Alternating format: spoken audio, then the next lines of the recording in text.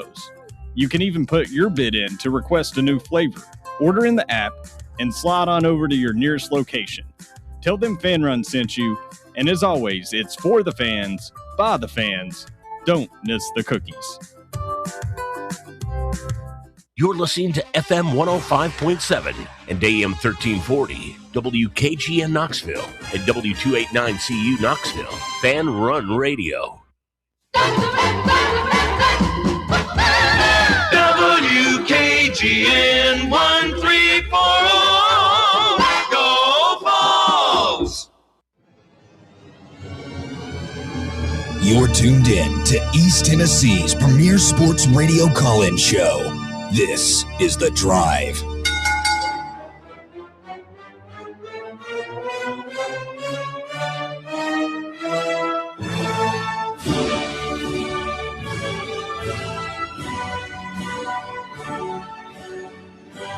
And hello, good afternoon, and welcome to another stellar edition of The Drive here on Fan Run Radio. Russell Smith punching the time clock on a Tuesday afternoon edition of the program.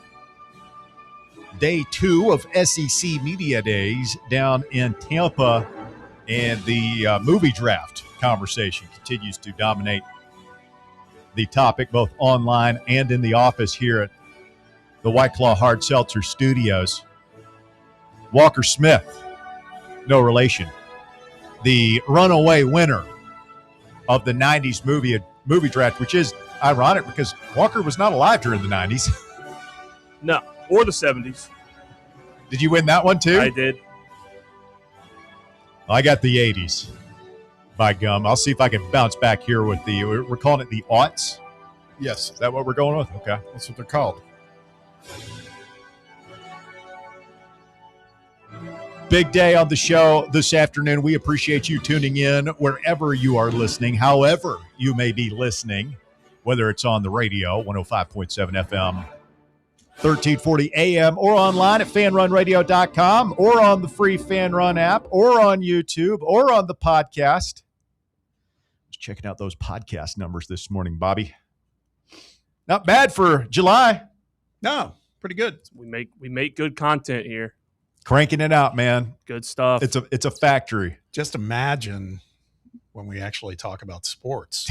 There's nothing to talk about. I mean, the flagship, ESPN currently right now is showing nothing against it, but it is the Softball Little League World Series. I thought you were going to say they're just laying people off because they're doing that too. Well, yeah. Yeah. R.I.P. Carl Ravitch. That's shocking. Well, I mean, he's not dead, Bob. He lost his job.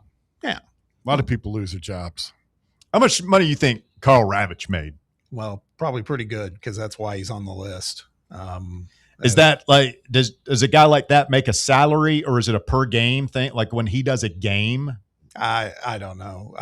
That's a good question because really all he does is games now. He really didn't do much in the studio. So I don't know. When I think of Carl Ravitch, I think of him and Harold Reynolds on Baseball Tonight in the 1990s. Yeah. Like you would always watch, or I would always watch that. It come on like maybe after the 10 o'clock Sports Center, 11 o'clock. Dun, dun, dun, dun, dun, dun, dun. Yeah. And they would go through all the baseball highlights. Yeah. Loved Harold Reynolds back then. And he hasn't aged. If you look at him on MLB Network now, he looks the same as he did in the 90s. Harold got a little sideways with some extracurricular activities in the workplace. What type? Drugs, alcohol, women?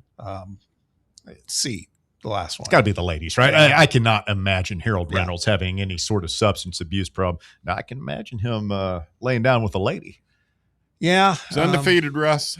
Yeah. And Ravitch, by the way, I was talking to my bride about this because she used to work with him way back when. He's a nice guy. She said that is absolutely a toope that no. Yeah. Carl Ravitch wears a rug? Yeah. You know, we talked a couple of weeks ago how it never ceases to amaze me. Like I feel like I'm a pretty perceptive guy, Bob. Mm-hmm. I feel like I read people well. Like when people are saying something, I can kind of pick on what they're not saying, that kind of thing. That being said, like what women find attractive, like men that are like, oh yeah, that guy's handsome. I'm like, what, really? Him? Mm-hmm. Like, I just had no idea. It always stuns me. And this is the second thing is rug. I have no idea. Yeah. Like, people tell me, oh, this guy's bald. And I'm like, what? Yeah. Karl Ravech is bald. Well, I don't know how bald he is, but he gets. He some wears help. he wears a hairpiece. Yeah. How can you not tell by looking at that picture of him? I mean, yeah, because he's he's been doing it. He's 61, by the way, and he has got some serious flow. Now that I think about it, like he hasn't changed either No. since You 1990. can always I feel like you can always tell. It's a side, man. That's what always gives it away. Yeah. They very rarely do you see one that's blended in good. I mean, like, I just glanced at that, Walker. I mean, you look at that. It looks obvious to me, just the first picture that came up on him. I mean, now that I know it's there, I can see it a little bit. But if That's a highly suspect line for a 60-something-year-old man. It looks good. It looked good enough to where no one's thought about it. You can never really see somebody their hairline either. Did you know, I'm just looking this up, Sean Connery wore a toupee in all of his Bond films. I didn't know that. I had no idea. He was kind of young then. That blows me away. When did he stop wearing? He wore him in every single one? It's according to Google AI. Humphrey Bogart wore custom hair pieces. John Travolta frequently wears a hairpiece. That I know. Oh, he's balder than a cue ball. Yeah. Really? Yeah. You not seen pictures? No idea. I have no idea. There's pictures of him bald. I mean, I feel like I've seen him bald, but I thought that was just him acting. No. Who Was else? he wearing a wig in Pulp Fiction? Oh, yeah. No. That ain't his hair, dude. Really? Vincent Vega? No. I tell you, man, you could tell me, you could make things up right now. You could tell me that, what do you think, Trump? Do you think that's a wig? Hell yes. You think that's a wig? That's some kind of space age. Didn't Jimmy Fallon pull on it once on TV, on live television? Glue's a wonderful thing. I also think he might be rocking the mother of all comb overs too, because it's definitely a comb over. It's like all swirled together. Like, you could have at one he time ain't told me, fooling nobody, bro. Just shave it, Don. Join the bald men over here. He's like 80. He can't shave it now. He's committed. That's the thing about, if you're going to dye or wear a wig, you have to make that decision right at the beginning, right? Like, as soon as you realize you're getting thin, you got to go wig, hairpiece, whatever. As soon as you realize you're going gray, you got to start dyeing. Because, like, I got a lot of salt and pepper. I think it looks nice, Russ. Thank you, Bear. Very distinguished.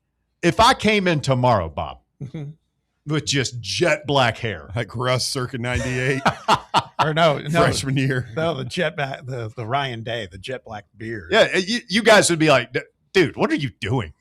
Everybody on the YouTube chat. Oh, I get killed. Everybody in the office. No matter how good I looked. The girls over on the other side of the building would clown. Yeah, everybody would clown. Yeah, they would snicker every time I walked by, or maybe just laugh in my face. Hey, is there anything any of you guys, I mean, y'all have any vanity? Like, things you're real vain about? I don't understand just why not embracing it. Do I like being bald? No. But what can I do? I mean, what else is there besides your hair? I guess that's true. Yeah. But a rug? Like, that thing's got to be hot, Bob, right? I guess. I don't know. I just know how hot my head gets, like, sometimes in a baseball hat. I couldn't imagine having, like, a rug taped to it. I think you should do it, Bear. I think it would look great. If I could get you, like, hair plugs from a local company, you wouldn't do it for the show? No. It just looks – the pictures of the guys that have that done, number one, I think it's just kind of weird, but it looks like it would be incredibly painful. Imagine, look at Walker Smith. Look at Walker Smith, YouTubers. Look at my guy Walker. Lush head of hair. Letting it grow right now. It's the longest it's been in a while. Puffy, ultimate coverage, no problems at all. The hairline not even receding a little bit. He's in his early 20s. Imagine being able to walk around like that, Bear. Imagine walking into our next bar remote when we walk in and there's a bunch of ladies there. There's some stuff there are some positives to being bald. Saves you money. You don't have to buy shampoo anymore. You just wash your head with soap? Yeah. Every day? Oh, yeah. What are the other benefits? There's a not small percentage of women in America that kind of dig bald-headed dudes. And if they dig them, they really dig them. Would you say that's a lower or higher percentage than people that like guys with hair? I don't know. I don't care as long as I feel like all those fish in women the sea that like bald-headed men. Yeah. Check out Jeff Bezos, huh? Am I right? I think that's got to do more with $500 billion. You got something else you don't have. Yeah, I know. That guy is a dork. Yeah. He's a very, very wealthy dork, but he's a dork. He's now a yoked dork. Too. Yeah, I don't know any handsome broke guy that wouldn't give up his good looks to be Jeff Bezos, even if he weren't yoked. Beresovich said that Bear needs a beret. It would be a good look. Yeah, no, not a beret kind of guy. You could, man, with a little scythe, the hammer and sickle, whatever it is. Beret's a French hat, first of all. Yeah, but you get a little insignia on it, right? Why like the would I Green need Berets. that? Huh? Why would I need that? Because you're a communist. No, I'm not. Wow. It's just something you like to tell everybody. By the way, another casualty at the ESPN ranch, because they now own NFL Network, was Charles Davis. Yeah, I was going to ask you NFL. that. Does ESPN own the NFL Network? Yeah, they bought it a few years ago. Yeah, He got axed. just in the last year. They Brian Clark closed on it. he got the sack mid-show. Yeah, Has that ever happened to you? Crazy. What's that? No, but assume the I three have of been us- I have been a part of like mid-show. I told the story about the guy I kind of soft fired, and he just like left while I was on the air. Yeah, I vaguely remember that. And it was a situation like this where like you're in a different room, but imagine it's just you. Walker's not here. It's just you in that room, and you're responsible for me being on the air. You Right. turn on, you hit the button, and I go off. But imagine like before that, this guy said like he worked minimum wage part-time, and he was like, hey, he was in a band. And he said, like, I'm going on tour with my band. Like he was going to go in a band. Was it a good band? I don't know. I don't know, but it wasn't a big band. Like he was just going off in a van with like 3 other dudes, and they were going to go. And so like I was like, okay, buddy, like you go on tour with your band, but like we're going to have to get somebody else to do your job. And when you come back, I'm not going to get rid of this person if they're like a sports person that's not going to go on tour with their band every now and then. And so like he kind of took it like, I guess I just kind of got fired. So we're sitting there, I'm doing my intro to the show, and all of a sudden this guy just gets up and leaves. Well, maybe you shouldn't have. I know that now. Yeah. I mean, listen, like You either got to fire, you either got to optimally. You I'm not never want sure- to fire somebody after they worked Yeah. all day for you. You really need to do it before they work. I'm not sure that I had the authority to fire anybody. You were But- just laying out the reality of the situation. Yeah, I was just telling, like, dude, this is exactly. I was telling him the ways of the world, and he left, and so now I'm just sitting there talking, And you on can't the go to radio? commercial break. Yeah, and so I'm talking as I'm trying to think, which is hard to do when you're talking about something about sports, doing my sports show while thinking about, oh my God, how am I going to get to Completely commercial by break? yourself. Yeah, it's like hard to do. And eventually like somebody wandered by and like popped their head in. It was like, where's the guy? And I was like, we got to go to break. And they were able to get you on commercial break. Otherwise, I guess I would have just had to stop talking. You'd still be there talking right now. Yeah. Bob, you ever fire somebody right in the middle of what they were doing? Have you ever fired somebody just off the cuff? I mean, you strike me as like layoffs happen. We're going to plan this out, do it the right way. Have you ever just been like, you got to get the bleep out of here?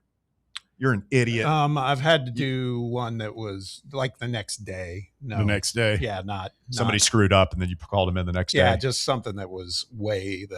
I've done two over of the what you're line. talking about. Do you think that they knew that they were going to get fired when you called them in the next day? I actually think they would have been surprised. Yeah, I think they would have. I think they were wanting it. They were pushing it with me. So yeah, I fired 2 people mid-shift. So just 2 of the dumbest people I've ever met in my life. You get a pink slip or anything, it was just like, hey, you have to leave now. Yeah. One for carding, extremely famous musician. You fired him for that? Yeah, because he went nuts about it, embarrassed. So, I mean, it's the law, right? You got a card. I mean, he was with... that's not an idiot thing to do. That's just being an employee. That's doing your job. This is one of the most recognizable people on the planet. Okay. So? He didn't have his ID.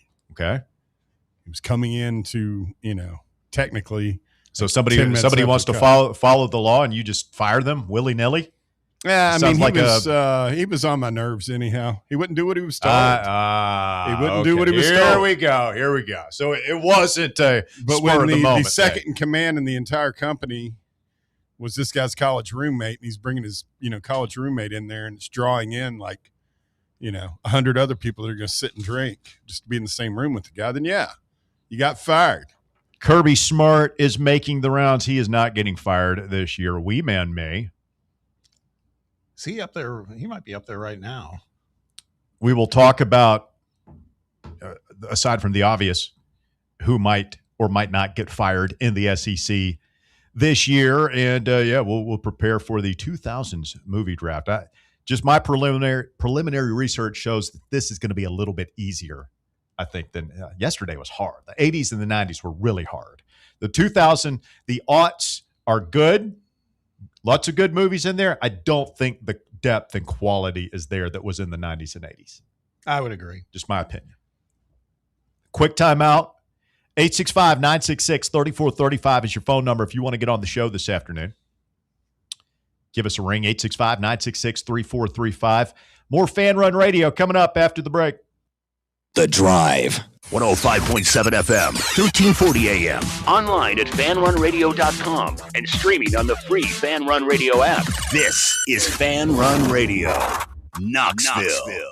Only 3 homestands remaining for your Knoxville Smokies. Some of the best promotions are still to come. Join us next week for a jam-packed week with all-you-can-eat Wednesday, Knox Vegas Thirsty Thursday with half-off draft beers. On Friday, let's continue the fight against breast cancer by painting the park pink. Saturday, we honor one of the founding members of the Negro Southern League, the Knoxville Giants. And Sunday Fun Day to end out the week. Get your tickets now at smokiesbaseball.com. Knoxville Smokies. Citizens National Bank. Life is more fun with a Good Life account, offering extra benefits, including bank travel. Experience the trip of a lifetime to Ireland. Explore rolling green hills, historic castles, and charming villages across the Emerald Isle. Get in on the fun. Call 865-429-7935 today. Citizens National Bank. Banking never felt so good. Member FDIC. Hi, I'm Dr. Jacob Wolko. Here at Knoxville Smiles, every smile is unique and every smile has a story. We would love to get to know you and help you smile brighter with confidence. If you've been looking for a dental home that treats you like more than just a set of teeth, we would love to welcome you to the family. Please give us a call at 865-539-1776 or visit us at knoxvillesmiles.com. Smile brighter with Knoxville Smiles. Is your yard starting to look more wild than welcoming? Yeah, don't let your landscape be that house on the block. At ECR Total Landscapes, we make sure your outdoor space is something you're proud of. From de-weeding flower beds to leaf blowing, trimming, mulching, and more, completely customizable to your property's specific needs. We'll handle it all. Why spend your weekends sweating it out in the yard when you can just sit back and enjoy it? That's the ECR difference. And right now, new customers can get 10% off your first month of our monthly maintenance package when you sign up for a full calendar year. That's right. Consistent, reliable service at a price that makes it easy to get started. No sweat, no hassle, just a better looking lawn week after week. Call ECR Total Landscapes today and mention promo code FANRUN to save 10% on your first month. Call 865-384-2012 or visit us online at ecrtotallandscapes.com.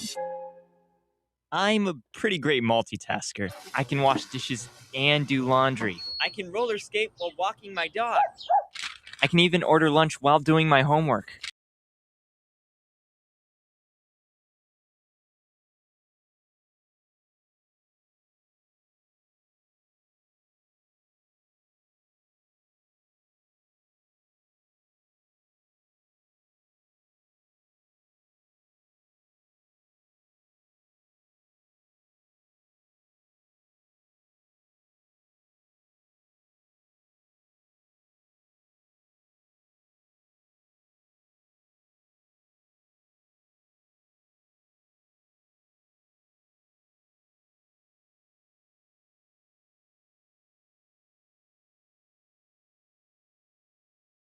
Water, 5% alcohol, and just a hint of fruit flavor. Each can with only 100 calories. White Claw Hard Seltzer made pure.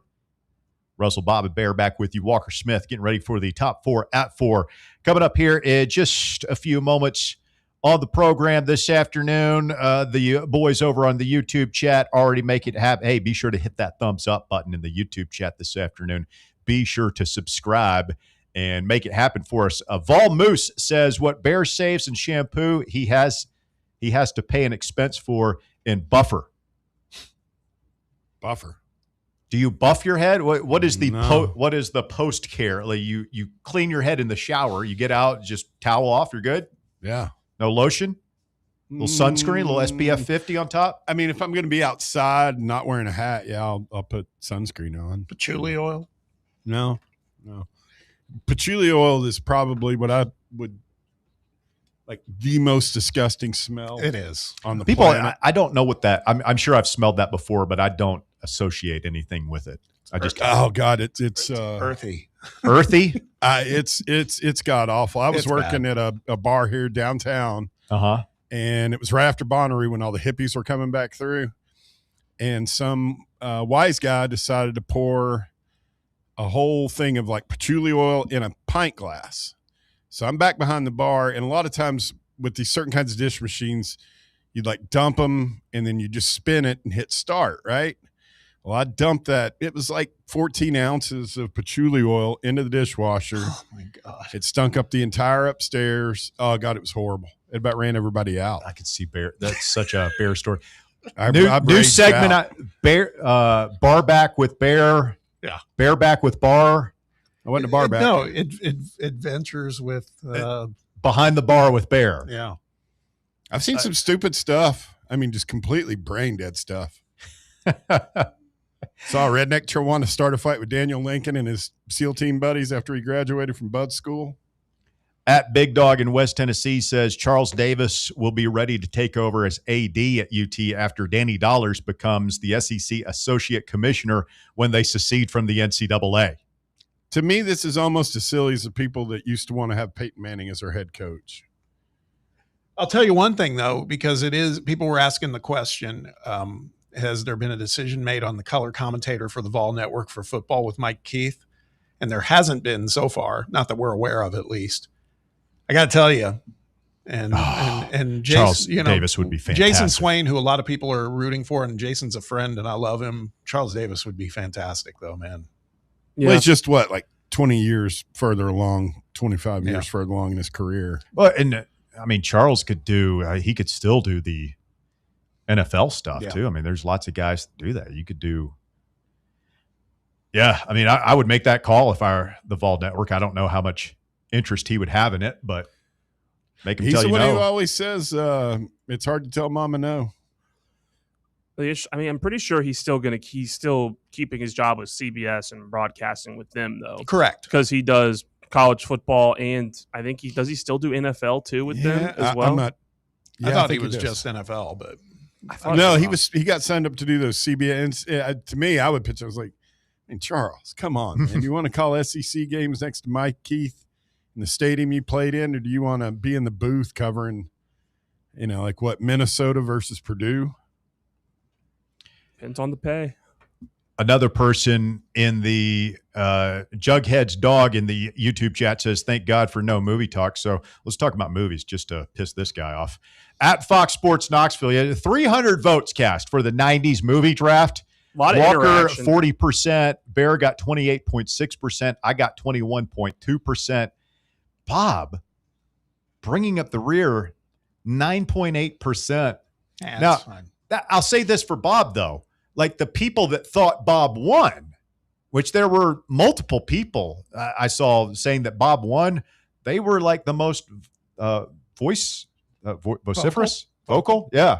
I was surprised at who commented that they thought I had won. There were a lot of There's those. A couple people thought Bear won. Yeah. Some on my team, some on my enemies list. Man.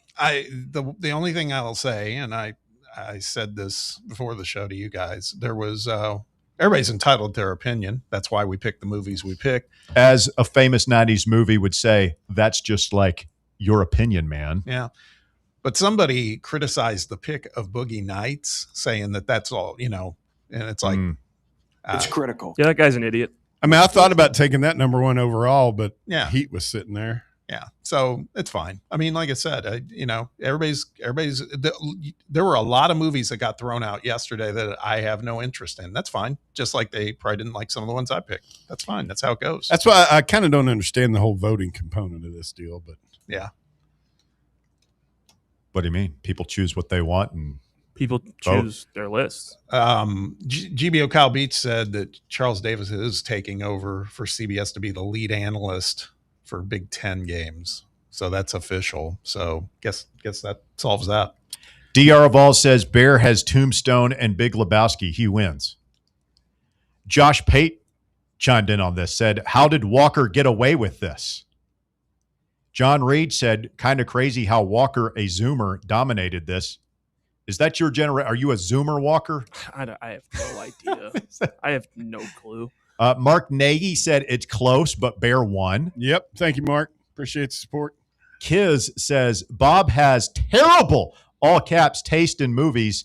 70s through 90s have all been terrible picks. Bob, I was going back and looking Got through really the blasted polls. you. Mm-hmm. Bob has not finished above third place yet. Where's he finished in the YouTube poll, though? That's Walker? exactly right. Right, I forgot about the preseason. That's his polls. stronghold. That's like my fantasy baseball league. There's this one they have on CBS Sports. They've got the standings, wins and losses, and then they have the power rankings. And there's one guy who always is like, check me out in the power rankings, but they're also like Power rankings. 500 record. I mean, does that not give you any pause? The nuttiest of our fruitcakes that hang out in the YouTube chat room? What's that? That's your power base? I don't. Take what I can get, man. That's fine. I don't know. It's not going to change what I do. I pick what I like, man. That's what we decided to do here. That's all. You could definitely pick to win. Sure. Anybody Yeah, but I could, mean, we never really laid that out very clearly. What was our goal here? We were picking what we think are the four best movies, or the four movies. What we feel is the best four movies. It's however you want to do it. Those are my four favorite movies that I picked yesterday. Then that's fine. Yeah. Coming up, another big topic coming out of SEC Media Days. Greg Sankey saying that the talk of conference expansion is not likely to die, and the folks up in Washington, in their infinite wisdom, have decided that perhaps a cap should be put on the number of teams that big conferences can expand to. Let's get DR Vol in here next. DR, you're on the Drive, Fan Run Radio. Guys, I'm calling to complain and then ask a question. This whole poll thing is a joke. Sleepy Walker has obviously stolen the 90s. Bear's the obvious winner. I don't know if Walker's got Russia, China, whoever with bots in there, but Bear had Tombstone and the Big Lebowski. That's all he needed. Okay. I mean, you are aware that there's some other people who are listening and like your vote opinion, man. might not share your opinion, man. Yeah, and those are the same people who wore Ziploc bags over the face in Walmart in 2020. It's just not a good pick. Bear, you're the champion. Thank you, sir. Whoa. Which one of my movies is not a good pick, DR? Like, go through it. Do you think The Shawshank Redemption is a bad movie? Do you think The Usual Suspects is a bad movie? Walker, for one, not to call you out, I don't know that you've seen these movies, but I have seen I've seen everything that I picked. Answer the question, please. I've seen everything that I picked. Yeah, that was one of the criteria, DR. It had to be movies that you had seen. Well, a big problem with Walker, I'm honestly offended. You hadn't seen Tombstone or Braveheart, so I really question your judgment movies. I just haven't seen them. We're doing this honestly. He hasn't been on this earth. I haven't seen it. He hasn't been on this earth as long as we have, DR. You got to give him time. How old are you? I'm trying. 25. You're old. You should have seen Tombstone. Yeah, I keep thinking you're like 21 or 22. No, you're 25. You're an American quarter male. of a century. Come on, Walker. That's the thing. Now, I get it. Everything's streaming now. But growing up, I had already seen both of those movies before I was 15 years old. I got the VHS out. I don't have to explain to Walker what that is, but I got the VHS out and watched them. We were talking yesterday in the lobby after the show about the good old days of it. I'm going to go ahead and get some musical accompaniment here because people our age and older, DR, know the joy of it's Friday, you've just gotten home from school, you're going over to your buddy's house to spend the night, or maybe the party's coming to your place, and what do? You get mom to take you over to the video store, the Blockbuster or Gemstone here locally, and you go and you get a couple of videotapes to rent, you get a little pizza, and then you go home and have, you always watch one movie and then maybe you get through halfway through the second or the third and it kind of peters out. But a good pizza and movie party Friday night, oh man, did it get any better than that back in the day? Russ, that's a high I've been chasing for 20 years. I have yet to catch it. Man. I miss it. I remember back in the day in our small area, we were one of the first ones to get a DVD player. So our area video rental store, they started slowly getting DVDs in, and that was a big change. Then you didn't have to be kind or rewind. Just walking out of that Blockbuster with 3 banger movies, knowing that you had a couple of piping hot Papa John's pizzas or Domino's, Pizza Hut, whatever you're going with calling your name back home, maybe a couple of 2 liters of your favorite soda. Doesn't get any better. Doesn't get any better. I remember if my mom didn't go with us, my dad let me and my brother get 25-cent Airheads. That really aged me. The thing Bear and I were talking about, remember too, like when you were a kid, you would rent the same movie multiple times, over and over. It's like, hey, can we get Short Circuit 2 again? Yeah, you've rented that 3 times this year. I love it. Johnny 5 Alive, man. It's great.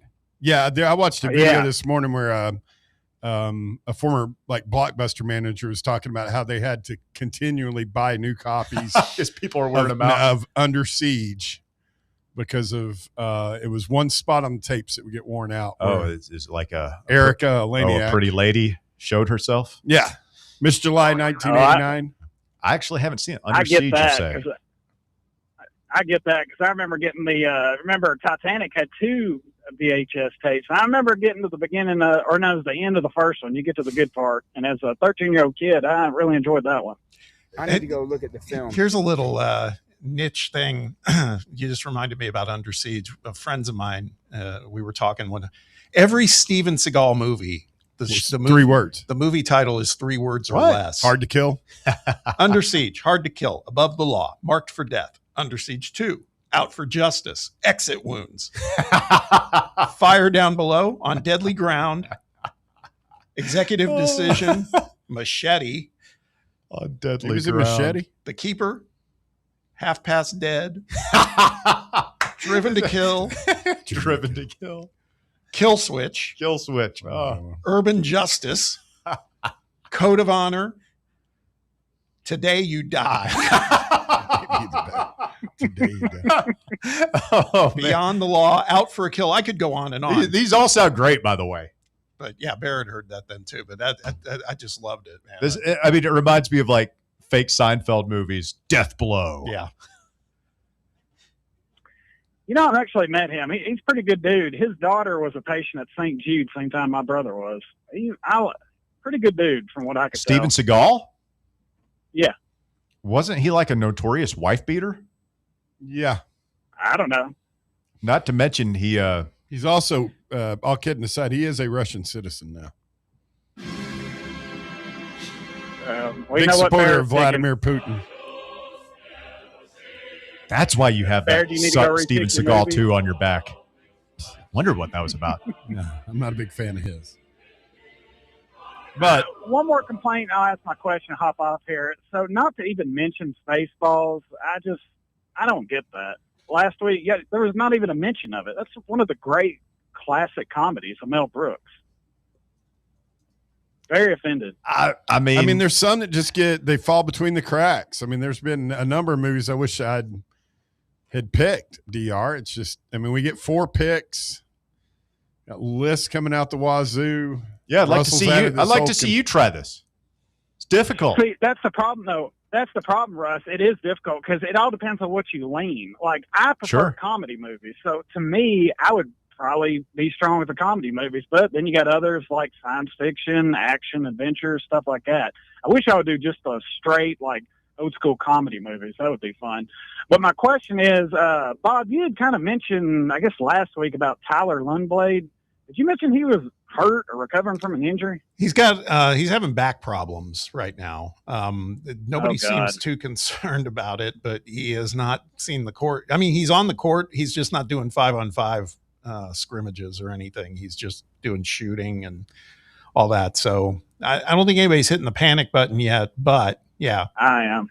Yeah. I am. I've seen this played out too many times. I'm still waiting on J.J. Peterson and Chaz Coleman to get on the field. All right. Well, thanks, guys. Tell you one thing. There's a movie in the 2000s I'm tempted to pick, and it's a Steven Seagal classic, Pistol Whipped. Pistol Whipped. I don't know if that one's going to get drafted. Yeah, probably not. Here's another glaring oversight that we didn't even mention as an honorable mention in our 90s movie discussion. The 1994 Arnold Schwarzenegger classic, True Lies. Oh, yeah. One of the great action movies of all time. Are you familiar with True Lies, Walker? No, I think I've heard. Never heard of this? Never. I might have heard the name, but I don't know nothing about it. There's some. You aren't familiar with the work of Jamie Lee Curtis? I was going to say there's some serious Yeah, Jamie I'm Lee familiar Curtis. with her. I mean, you familiar talk with about her pausing work, a videotape, but not that movie. It's like the whole point of this movie is like Arnold is just he's a spy. He's a badass spy. But he's totally got his family snowed that he's just a mild-mannered computer salesman or something, right? And then Jamie Lee Curtis, his wife, she gets sucked into it, and next thing you know, they're saving the world from a nuclear terrorist. Yeah. You know, at one point, he's riding the missile as it's being, or no, spoiler alert, the bad guy's riding the missile. You're fired. Yeah. That's good. The fight on top of the Harrier jet, high above the streets of Miami. Well, he rides that horse into the elevator inside the mall. Yeah, because the horse would totally fit. He got it. Yeah, it was a big elevator. It was a nice mall. Tell you, Jamie Lee Curtis, horrible movie, but the movie Perfect. If you ever saw that, it was her and Travolta. It was about the aerobics craze. Missed that one. Yeah, well, I didn't. I know what you're talking about, Bob. Yeah, heavy rotation on HBO during the early 80s. Tia Carrera was in True Lies. Oh, that's right. She played the she's the bad guy, right? Yeah. Kind of similar to the blonde chick from Indiana and the Last Crusade, whatever. Yeah. Kind of a double agent kind of thing. Mm-hmm. Bill Paxton as the sleazy car salesman. That was a great role. That was a great Tom role. Arnold. Tom Arnold was hilarious in that. And Arnold knocked that guy out for whacking Jamie Lee. Yeah, great movie. I saw it recently. It was on. And I just sat down. It was right at the beginning, so I just went ahead and just watched the whole thing. Fantastic. Dancing the tango in there, and then he does a ski chase. Good ski chase is always good. James Bond had a couple of those. Yeah. Then when he finally jumped off the side of the mountain, he had the Union Jack parachute. That was cool. Quick timeout here on Fan Run Radio. 865-966-3435 is your phone number to get on the show. Coming up, SEC Media Days continues in Tampa, the unofficial kickoff of the 2026 college football season.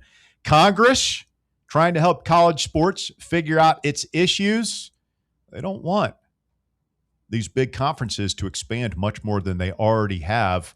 What is the cutoff number? We'll tell you when we continue next right here on Fan Run Radio. The Drive. Miss any of your favorite Fan Run show? Listen to the podcast on our free Fan Run Radio app or wherever you listen to podcasts. What kind of day is it? It's a White Claw day. Grab a pack, grab your friends. Everything else in life can wait. Your friends shouldn't. Let's go. White Claw. Grab life by the claw. Please drink responsibly. Hard seltzer with flavors. White Claw Seltzer Works, Chicago, Illinois. Vol fans, reimagine your home at Broadway Carpets and Flooring for any remodeling or building needs. With a variety of carpets, rugs, hardwood, vinyl, and stone, Broadway has all the flooring and installation options you're looking for, including pet-resistant products like Pet Perfect Carpet from Shaw Floors. Visit their showroom in downtown Knoxville or the location in West Knoxville located on Kingston Pike near Pellissippi Parkway today. Okay, so we really need uniforms and equipment for this season. Can I trust you with that? Cool, just order them online. What? Yeah, I'm going to hop online and I'm going to get them ordered. Hold up, that's not a good idea. We shouldn't just spend money on some random online retailer, okay? I mean, it seems pretty convenient. Trust me, it's a terrible idea. Let me simplify this for you. SM Athletics. Okay, how do you pronounce it? SM Athletics? They're the go-to for uniforms and equipment, whether it's for universities, high schools, youth leagues, you name it. So why wouldn't you rather go with professionals who can guide us through the process, design the perfect uniforms, and deliver the best equipment? Yeah, I guess that makes sense. What's the name again? SM Athletics. Right. It's definitely smarter to go with a company that emphasizes customer service, fair pricing, and, of course, excellent products. Exactly. So, yeah, I guess it's settled then. For uniforms and equipment for all sports, it's SM Athletics. Are you thinking of buying a home but don't know where to start? Well, call VFL Josh Travis, your local mortgage expert with Foundation Mortgage, based right here in Knoxville. Whether it's your first home or your forever home, he'll keep the process simple every step of the way. To get started, visit mortgagebrokerjosh.com or call 423-312-9777 today. Foundation Mortgage Company, LLC is an equal opportunity housing company. NMLS number 1387311. Welcome to Axle Logistics, where excellence isn't just a goal, it's an energy. As a leading third-party logistics company, Axle is powered by an award-winning culture built on a work hard, play hard mentality. Here, the drive for success is contagious and hard work never goes unnoticed. Whether you're just starting out or looking to level up, Axle Logistics is the place to launch your career. Join us and take your ambition to the stars. To learn more, visit axlelogistics.com. Life insurance. Why are you putting it off? Can't afford it? Too much hassle? Think you don't need it? There's lots of excuses for putting off life insurance. But if you weren't there, who would pay the mortgage and other bills? With Ethos, you could be covered in 10 minutes and boom, family protected. Ethos, fast and easy online term life insurance. Up to $2 million in coverage with no medical exam. Some policies as low as $1 a day. Answer a few health questions and get your free quote at getethos.com. That's getethos.com.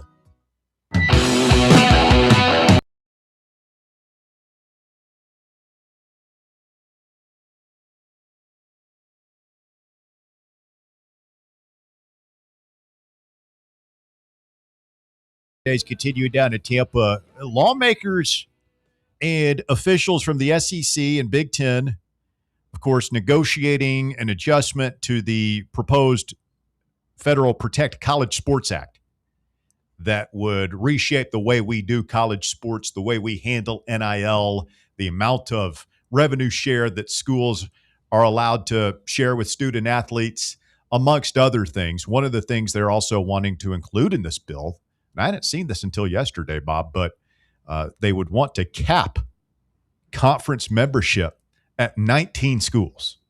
Why 19? That's what's going to be my question for you. Yeah, I don't know. You're the business brains here. Why 19? You talk about a nice round number. That's not 19. No, I don't know. I don't know what that means. That's wild. They just don't want it to get to 20? That would be too much?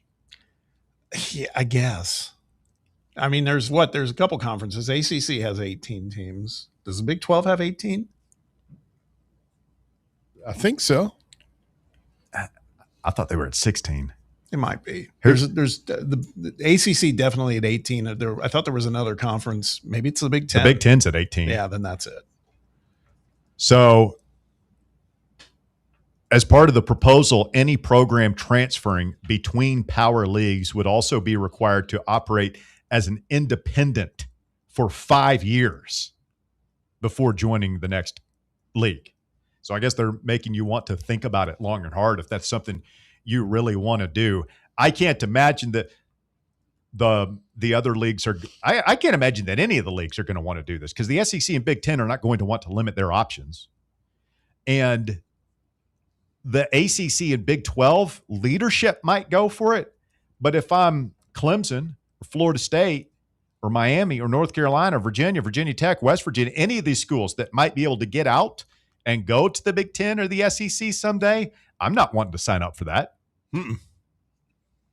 No, you're just basically locking a door on yourself that you can't get through. Did you hear Kirby today? He echoed Greg Sankey's position yesterday on secession, basically. Saying, I've been saying that all along. I think we need to break away. It's not a shocker. Somebody from Georgia's all about secession. That's a good one. Well played, Bear. South Carolina. It shocked me there. They're about it too. They want to secede. South Carolina was first. States' rights, man. You people. Whoa. Easy now. With the charged language and rhetoric this afternoon. We live in very trying times right now, man. You don't want to be playing fast and loose with the American language.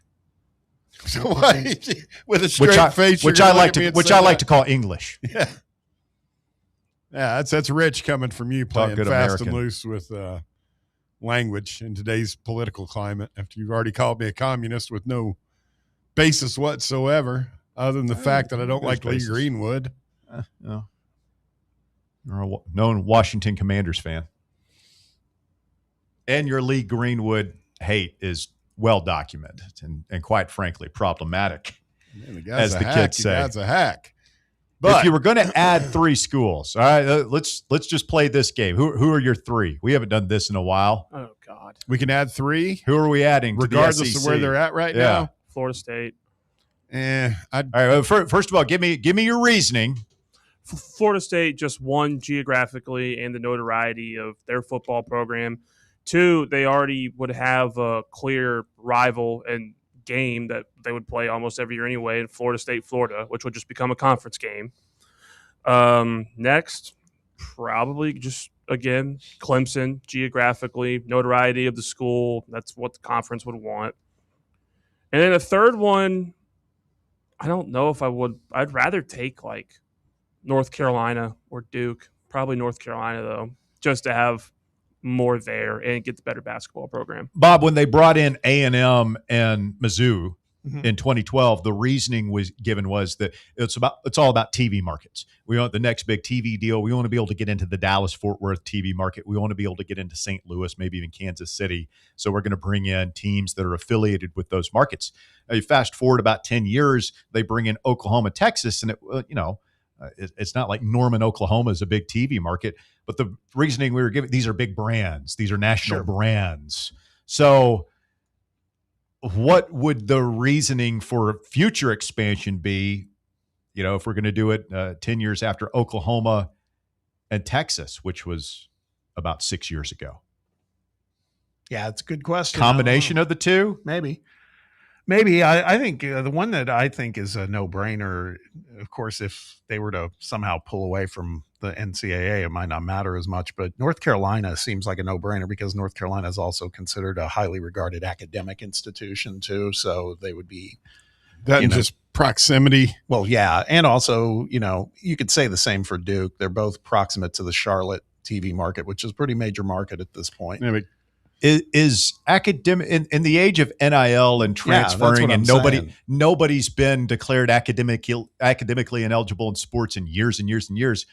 Is that really a thing anymore? Well, it's not even about that. It's just a talking point. I agree with what you're saying, but maybe it's also that they can talk about, an aggregate GPA for their student athletes in that conference. So we're going to add the school that had a fake college to keep players eligible. We're going to bring them SEC. They know how. They know what. Hey, it means more over there. They're into the culture already. One I would take, and I'm surprised they didn't. It's a tiny market. But just from the fan standpoint, the rivalry that would ensue, and they're very similar to us in temperament and, fandom. West Virginia, I think, would be an incredible natural rival for us. Yeah, I'm just trying to put myself in Sankey's shoes, and he's looking at, okay, I've got 16 schools now. It's like herding cats, trying to get them on the same page, and I've got it just seems like his main focus is ESPN in Bristol and taking care of that TV deal and making that as valuable as possible.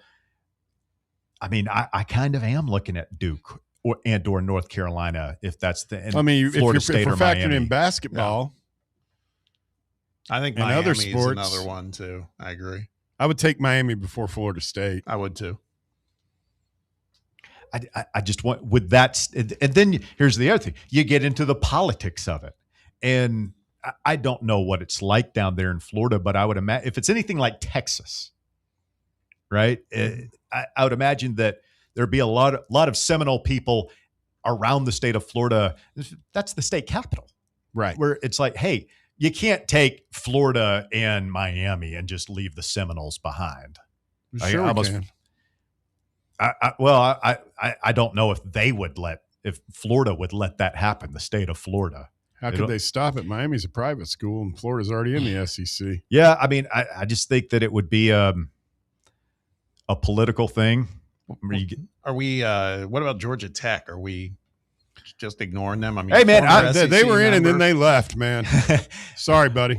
That was Bobby Dodd did that is kind of I'm taking my ball and going home. If you read up on the history of all that back in the 1960s when Georgia Tech left the SEC. But hey, I'm a roll back the clock. I'll bring Georgia Tech and Tulane back if they want. I'll bring Sewanee, the College of the South, which was a charter member of this league. If they want to come back, okay, maybe not Sewanee, but I'd take Georgia Tech and Tulane back. That'd be fun. Why did Tulane leave? I think they were a major academic institution, and they were just like, yeah, this football stuff is not that important to us. You go to medical school, and well, I mean, at the time, you weren't distributing hundreds of millions of dollars every year. Bear Phil disagrees with you on West Virginia. He says West Virginia coal miners and no TV draw because of population, which the TV draw is real. That's legit. Let's get a phone call from Geraldo. Good afternoon, Geraldo. Hello, sir. I think we should leave the SEC. You think Tennessee should leave the Southeastern Conference? Yes. I think we should join the ACC or the Sun Belt, something like that, where we could dominate. We're one of the founders of the Southeastern Conference, though. You want Tennessee to be relegated? Yes. Yeah, because I don't know if you remember what happened last year, but we suck. So we go to the Sun Belt Championship game in Shreveport, Louisiana. We're playing like North Texas or something in there. We take over that stadium and we hang a conference championship banner in our place. That's what you want? Hell yeah. Yeah. So you don't want to play Kentucky in basketball anymore? You don't want to play LSU in baseball? Geraldo, we haven't heard from you in a couple of weeks. This is what you've come up with? You've been in the lab cooking up my next big call to the drive, and this is what you come with? Really? The Sun Belt? I literally just thought it when I opened my mouth. I thought, you know what? We should lead the SEC because we are going to be terrible this year. I hate to say it, but I just don't see us being very good. Wow. Sad Geraldo makes me sad. It's real, Geraldo. I mean, it's just, did we forget how last year ended? Did we forget that, like, one of the most sure signs of a coach going to be replaced is him replacing an entire side of the ball before he's fired? Yes, sir. Okay. What is the percentage of Josh Heupel still being here in 2028? In 2028. So the season after next. David Gabriel, Georgia's sophomore year. I'm going to say junior year. I'm going to say like 75, 80%. You think so? Yeah. I think it'll be one of the most anticipated seasons in a long time if everything goes the way we think it could go. Let's just do this scenario. I love to live in my fears and not my hopes. Let's say we lose to Georgia Tech. We lose to Texas early. What's happening to this football team? I do not see us rallying. Yeah, so Geraldo, if this season ended up somehow 6-6, no way Josh Heupel escapes that, right? You think No, I don't think so. You think you think it's automatic that Heupel's fired if we go 6-6? I'd say there's a good chance. 6-6. Think about that, man. That's not all 6-6s are created equal. So I think it would some of that would matter how you got there, but you get to a bowl game. I think that he could survive 6-6, but I definitely think he would be on the hot seat going into next year. Right. Geraldo, anyways, love you, sir. Yes, I know.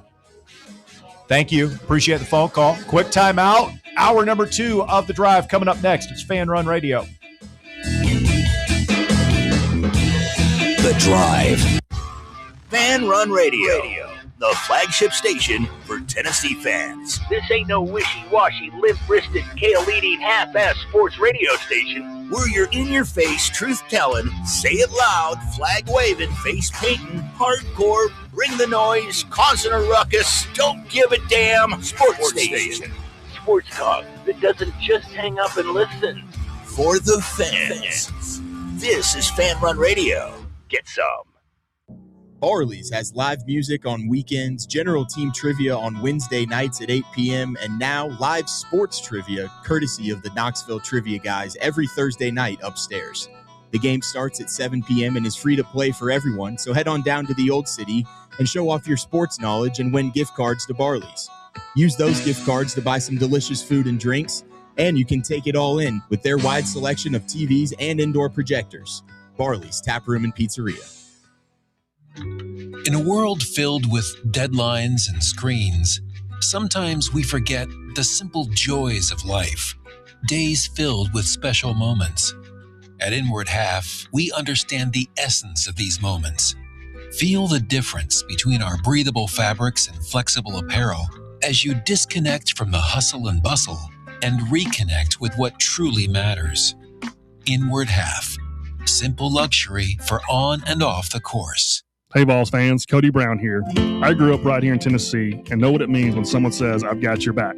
That's why you can trust Farm Bureau Insurance of Tennessee. Whether it's your home, your vehicle, your family's future, or the business you built from the ground up, we will show up for all of your insurance needs. We are Tennesseans who understand what matters, which is doing right by you. Insurance is not all about just paperwork and policies, but it's about the people we insure every day. So if you want insurance that hits home, give me a call at 865-992-3871. Go Vols. Blackford Veterinary Surgery Referral specializes in surgeries not regularly performed by your pet's general veterinarian. They're currently accepting referrals from vets all across the country. With their newly renovated state-of-the-art surgery center and highly trained staff, clients can rely on professional and thorough care. If your vet says that your pet needs surgery or rehab, ask for a referral to Blackford Vet and let them get your best friend back on its feet. Located conveniently in West Knoxville. For more information, visit BlackfordVetSurgery.com.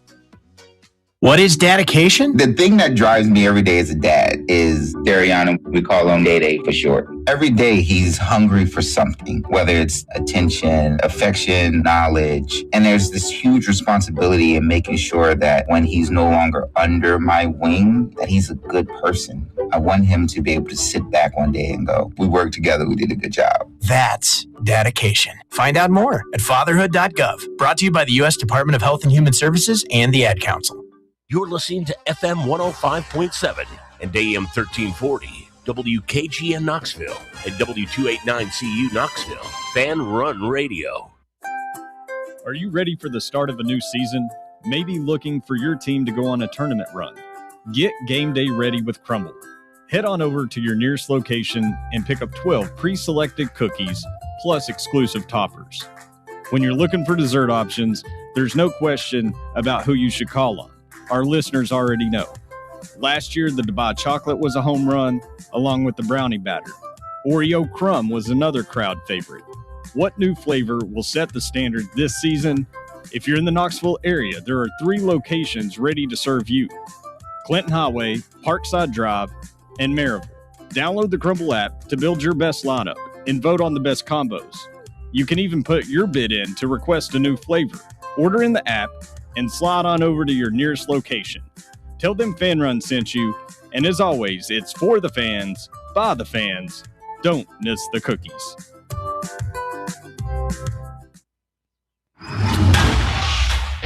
It's time for the Drive's Top 4 at 4.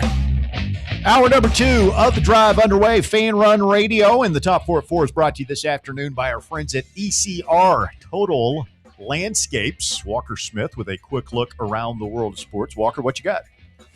Thank you, Russ. At number 1, another expert prediction has come in for David Gabriel George. Rivals reporter Steve Wilfong believes that DGG will be a Vol after his commitment day tomorrow with a 70% confidence rating. The commitment will be at 5:30 p.m. tomorrow. So we're getting David Gabriel George tomorrow. Everybody knows it. We're hoping to. You know it, I know it. We're getting it. You know it. You're hoping? Say that you're popping, smoking. I don't count my chickens until they're hatched, buddy. We're getting them. We're getting them. I believe we're getting them. I remember when we thought we were getting a bunch of defensive linemen when Rodney was down at Auburn. We're getting David Gabriel George's. It's DGG Day tomorrow on the Drive. And they will carry the audio of that announcement live. You can find a good stream somewhere. Absolutely. And it'll be a celebration, as Dave Chappelle would say. Very exciting. You excited, Walker, for DGG? Oh, yeah. I'm excited. I mean, I'm as excited as I can be. Like, it's going to be awesome to get him. But, I mean, I kind of feel like we're acting like he's about to play in a month when we get him. But we are going to have to wait a year plus before we it's like actually having see that him. Christmas present underneath your Christmas tree for a month when you're little, and you know what it is. You know it's a PlayStation. And why can't I just play it now? No, you got to wait. He's got to finish his high school education. Like, Mom will put that PlayStation, she'll wrap it up and put it under that tree. You know what it is? Like 2 weeks, 3 weeks before Christmas. And you're like, really? I just got to sit there. It's taunting me. It's taunting me. The games are right next to it. And I got to wait 3 weeks. It's in my house. Oh, man. Did we hear correctly that Peyton's going to be on hand? You hear so many things. You know, he's been hanging out with Peyton. Yeah. Peyton's coming here. Like, imagine if Peyton went to his announcement and he puts on the Ohio State hat. God. Then the stuff we can't even think about. The curse is back on. Yeah. No more Peyton. Yeah, that would. Peyton is banned from his $10 million founder's suite at Neyland Stadium. He can't go in. He can't go into the locker room that his name is on. No, can't do it. Can't even walk down the street named after him. Nope. Can't do it. Banned. At number 2, Kentucky football head coach Will Stein made a bold statement that grabbed the conference's attention yesterday. When asked why he thinks that he can win at Kentucky, he backed up his decision with confidence. Quote, I think because of me, to be honest. I think I know what it takes. I have seen it at the highest levels. I know what it takes to recruit at this level. You just got to believe. You just got to put the ball down and play.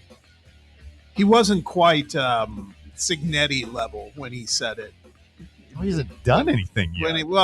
When he said it, I was listening to it live. He said, "Why?" Because he goes, "This is going to sound. It's because of me." Is how he put it. He kind of hesitated for a second, but then Signetti wasn't Signetti until he became Signetti.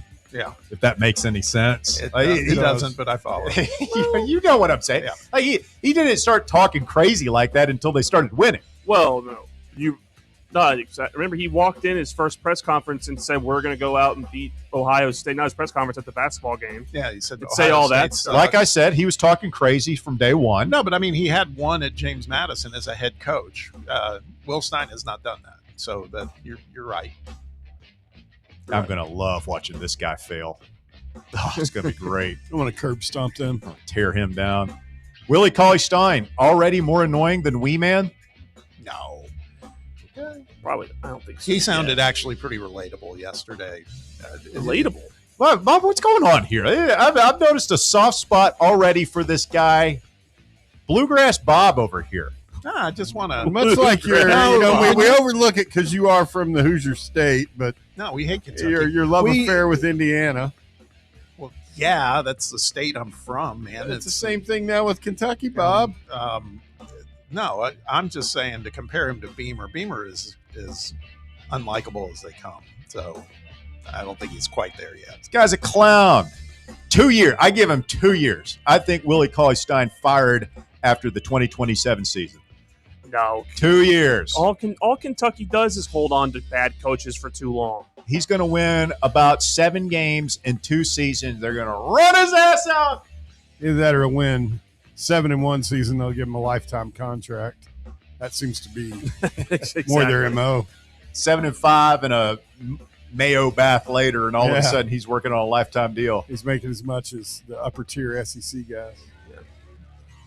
At number 3, ESPN is doing another round of summer layoffs today with multiple big names leaving the network. The headliners include football analyst Ryan Clark, 30-plus year broadcaster Carl Ravitch, former quarterback Cam Newton, and NFL Network's Charles Davis. I'm just still in a state of shock and awe after the dumbfounding news that was laid on me in hour number 1 that Carl Ravitch wears a hairpiece. Ugh. I'm like, that's not a hairpiece. I mean, look how it goes up like that. You believe what you believe. I think you owe Carl Ravitch an apology. Oh, well, this one, I don't know. That looks a little questionable right there. The stuff gets more sophisticated as the years go by. So, I mean, just the level of deception that takes to keep up. I mean, think about it. Like, that guy travels a lot. He's in a hotel. He's in the Marriott or whatever, Thursday night before a big game. And he's got to go to the ice machine or something. You got to make sure that baby's straight before you step out in the hall for like a minute or two. Or do you think he lets it roll? Do you think he ever ducks out and goes for a quick Starbucks in the morning au natural? No. Probably wears a hat. He does.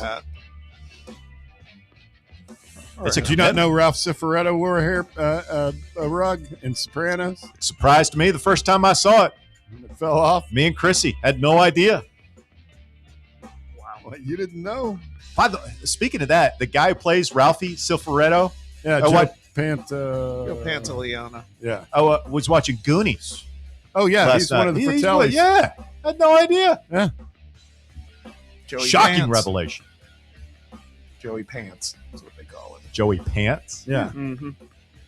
That's a mafia name. Yeah. Yep.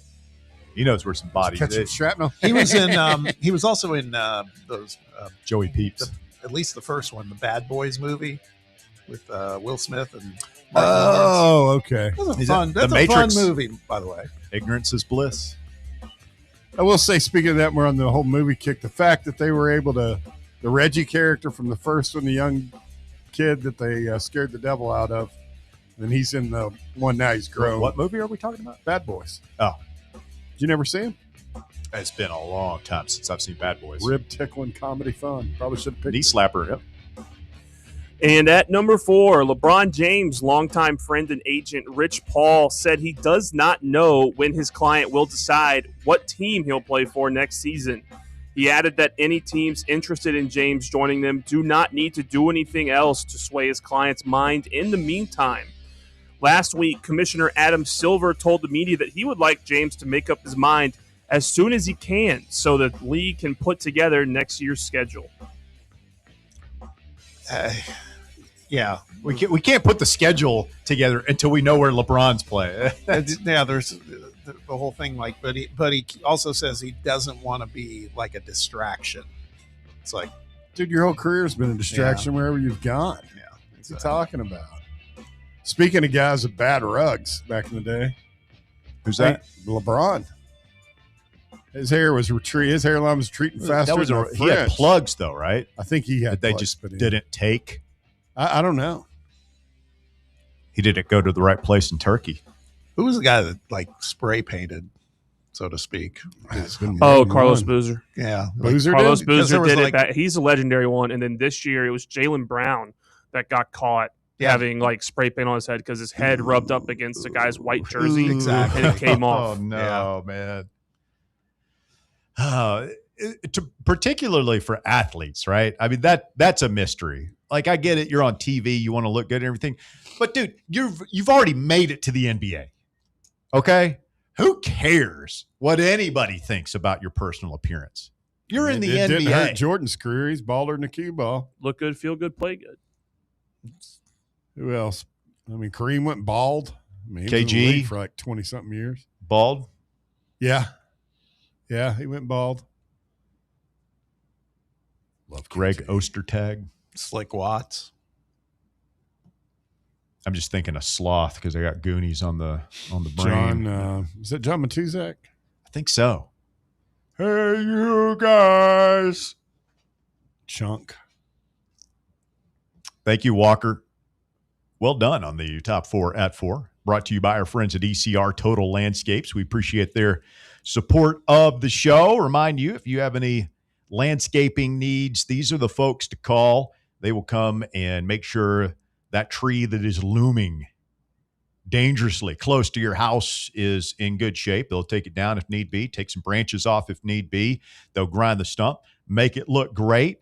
If you need yard mowing, yard trimming, edging, leaf blowing, de-weeding of flower beds, they can do all of that stuff. Check out their website, ecrtotallandscapes.com.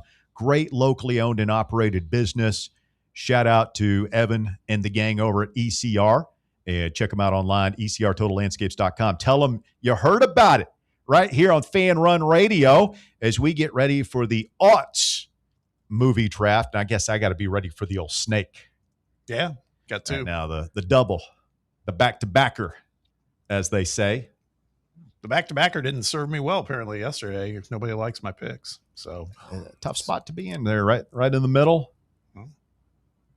I got the ones I liked. I win a little, took a little risk at the last pick with something about Mary. Wanted something fun. I mean, I didn't think that was a bad pick. No.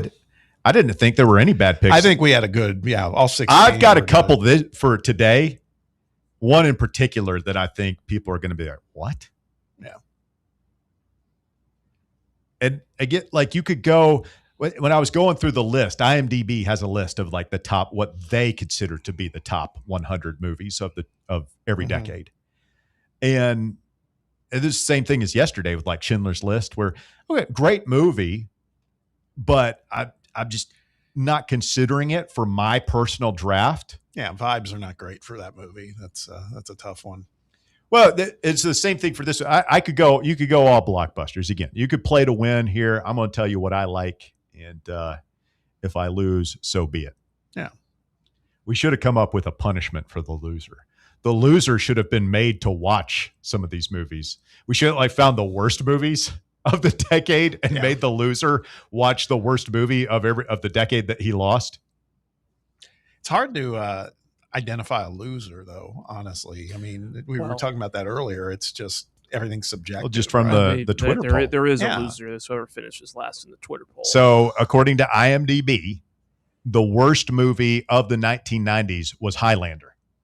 What? The Final Dimension. Too bad I already saw it. The final, that was like sequel number, 3 or 4? Yeah. Because the Highlander was an incredible movie. The original, Sean Connery. Number 2 was The Cowboy Way. Number 3 was Beverly Hills Cop 3. Number 4 was Johnny Mnemonic. That was Keanu Reeves, wasn't it? And number 5 was The Quick and the Dead, which I kind of liked. Quick and the Dead. That was Sam Raimi's Western with Sharon Stone and Gene Hackman and Russell Crowe. I didn't like it. It was all right. It wasn't great. We're gonna chain you to a chair, pull your eyelids open, Clockwork Orange style, and make you watch Highlander: The Final Dimension, Bob. That's your punishment. I've already seen it. Don't miss a classic like that. Why did you watch Highlander: The Final Dimension? I'm not sure I saw it. You want to hear the IMDb description of the film? Sure. Oh, God. Deceived that he had won the prize, Connor McLeod awakens from a peaceful life when an entombed immortal magician comes seeking the Highlander. Not doing much for you? Not really. Not really. Who lost the 80s? Was it Bear? I think it was Bear. Let's see. What was the worst movie of the 80s? IMDb. Can't Stop the Music. Starring Ray Simpson, David Hodo, and Felipe Rose. A DJ and composer from New York seeks to form an innovative musical group with the help of a former model and a lawyer. They recruit 6 singers from the Greenwich Village for a disco adventure full of fantasy and fun in the 80s. Fairly certain, number one, that I've seen it. It's got one of those scenes where they like completely rehab a war zone like apartment during the course of one song. Don't remember a whole lot about it, but number 12 on this list was Speed 2, Cruise Control. Yeah, saw that. That was a classic. Don't remember much about it. Was that the one with Jason Patrick instead of I think so. Keanu? Yeah, it didn't look good. Worst film of the 70s, Moment by Moment. Starring Lily Tomlin and John Travolta. Oh, yeah, of course. Hewitt Pruitt said a proper punishment for me would be to make me watch soccer. That's not true. I mean, that'd be better than some of these movies. I know what the punishment for you would be. Make you watch a greatest hits DVD or just listen to Sterling Pearl. The worst movie, the 2000s? Ooh. 2008's Punisher Warzone. I've never even heard of that. Yeah. Number 2 was Gigli. Oh, was it Gigli? Gigli.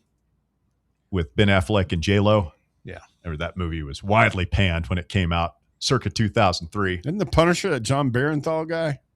Bear's like, damn it, Gigli was my number 1 song. No. Wait, Bear who? John Barenthal, the actor. In like everything right Ray now. Stevenson. It's really good. Dominic West and Julie Benz were in The Punisher. Dominic West. No. McNulty? Yeah. Think so. No, Bernthal is the Punisher in the show that came out like 5 or 6 years ago. Oh, I don't know. The dude Punisher, that one of the Punishers was there are multiple Punishers? I thought there was the dude that was in Boogie Nights. Mark Wahlberg? No. John C. Reilly. No, one of the lesser guys. He also did a show on HBO called Hung. Oh, Thomas Jane. Yeah, that's it. Yeah. On that note, we'll take a quick time out. When we continue the 2000s movie draft at your service, stay with us. It's Fan Run Radio. We're back with more right after this. The Drive. The flagship station for Tennessee fans. This is Fan Run Radio. Only 3 homestands remaining for your Knoxville Smokies. Some of the best promotions are still to come. Join us next week for a jam-packed week with all-you-can-eat Wednesday, Knox Vegas Thirsty Thursday with half-off draft beers. On Friday, let's continue the fight against breast cancer by painting the park pink. Saturday, we honor one of the founding members of the Negro Southern League, the Knoxville Giants. And Sunday Fun Day to end out the week. Get your tickets now at SmokiesBaseball.com. Knoxville Smokies. Citizens National Bank. Experience the thrill of traveling with C&B's exclusive travel program. Customers age 50 and above with a Plus Perks checking account can participate, ensuring a safe and delightful travel adventure. Take a day trip or an overnight trip. Travel domestic or international. C&B is always on the go. Citizens National Bank. Banking never felt so good. Member FDIC. Is your yard starting to look more wild than welcoming? Yeah, don't let your landscape be that house on the block. At ECR Total Landscapes, we make sure your outdoor space is something you're proud of. From de-weeding flower beds to leaf blowing, trimming, mulching, and more, completely customizable to your property's specific needs. We'll handle it all. Why spend your weekends sweating it out in the yard when you can just sit back and enjoy it? That's the ECR difference. And right now, new customers can get 10% off your first month of our monthly maintenance package when you sign up for a full calendar year. That's right. Consistent, reliable service at a price that makes it easy to get started. No sweat, no hassle, just a better looking lawn week after week. Call ECR Total Landscapes today and mention promo code FANRUN to save 10% on your first month. Call 865-384-2012 or visit us online at ecrtotallandscapes.com. Your smile says it all, so make sure it's saying the right thing. At Knoxville Smiles, we believe healthy teeth mean happy lives. Invisalign is a clear aligner orthodontic treatment that gradually straightens teeth without the use of traditional metal braces. And now, at Knoxville Smiles, we're offering Invisalign special pricing for new patients. Call for details at 865-539-1776 or just visit us at knoxvillesmiles.com. Don't wait another day to love your smile. Smile brighter with Knoxville Smiles. A brand built in Tennessee and born from the love of the game. Inward Half revolutionizes golfing comfort. Crafted by a former pro and dedicated enthusiast just like you, our luxury performance wear guarantees you stay cool and comfortable through every swing and every day. We're not just a brand. We've set out to create a lifestyle for those who understand that impeccable style and premium performance are a hole-in-one. Enjoy the walk-in with Inward Half.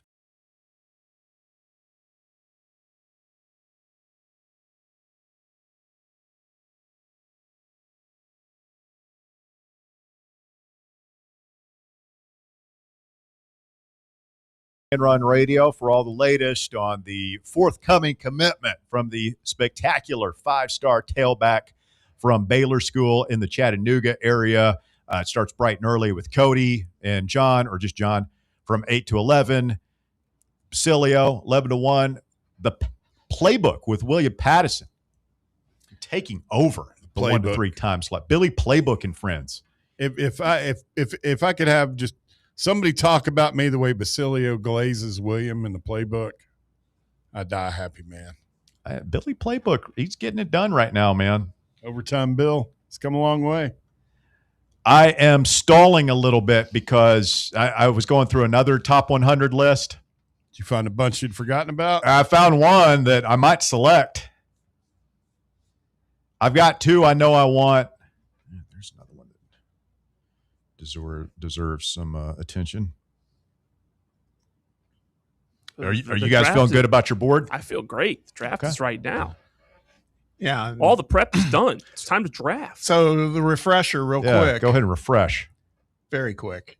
It's got to be take your time. It's got to be movies that you have seen. Yes. Okay. Mm-hmm. Which rules out a couple for me. So I mean, why would you pick a movie you haven't seen? Well, that's just based on reputation. Just based on reputation. It'd be the ultimate playing to win move, yes, where you pick a really good movie you know is good that you haven't seen, which none of us are doing. No, we're picking what we like. We're all ethical. So the order today, Walker will have the first pick.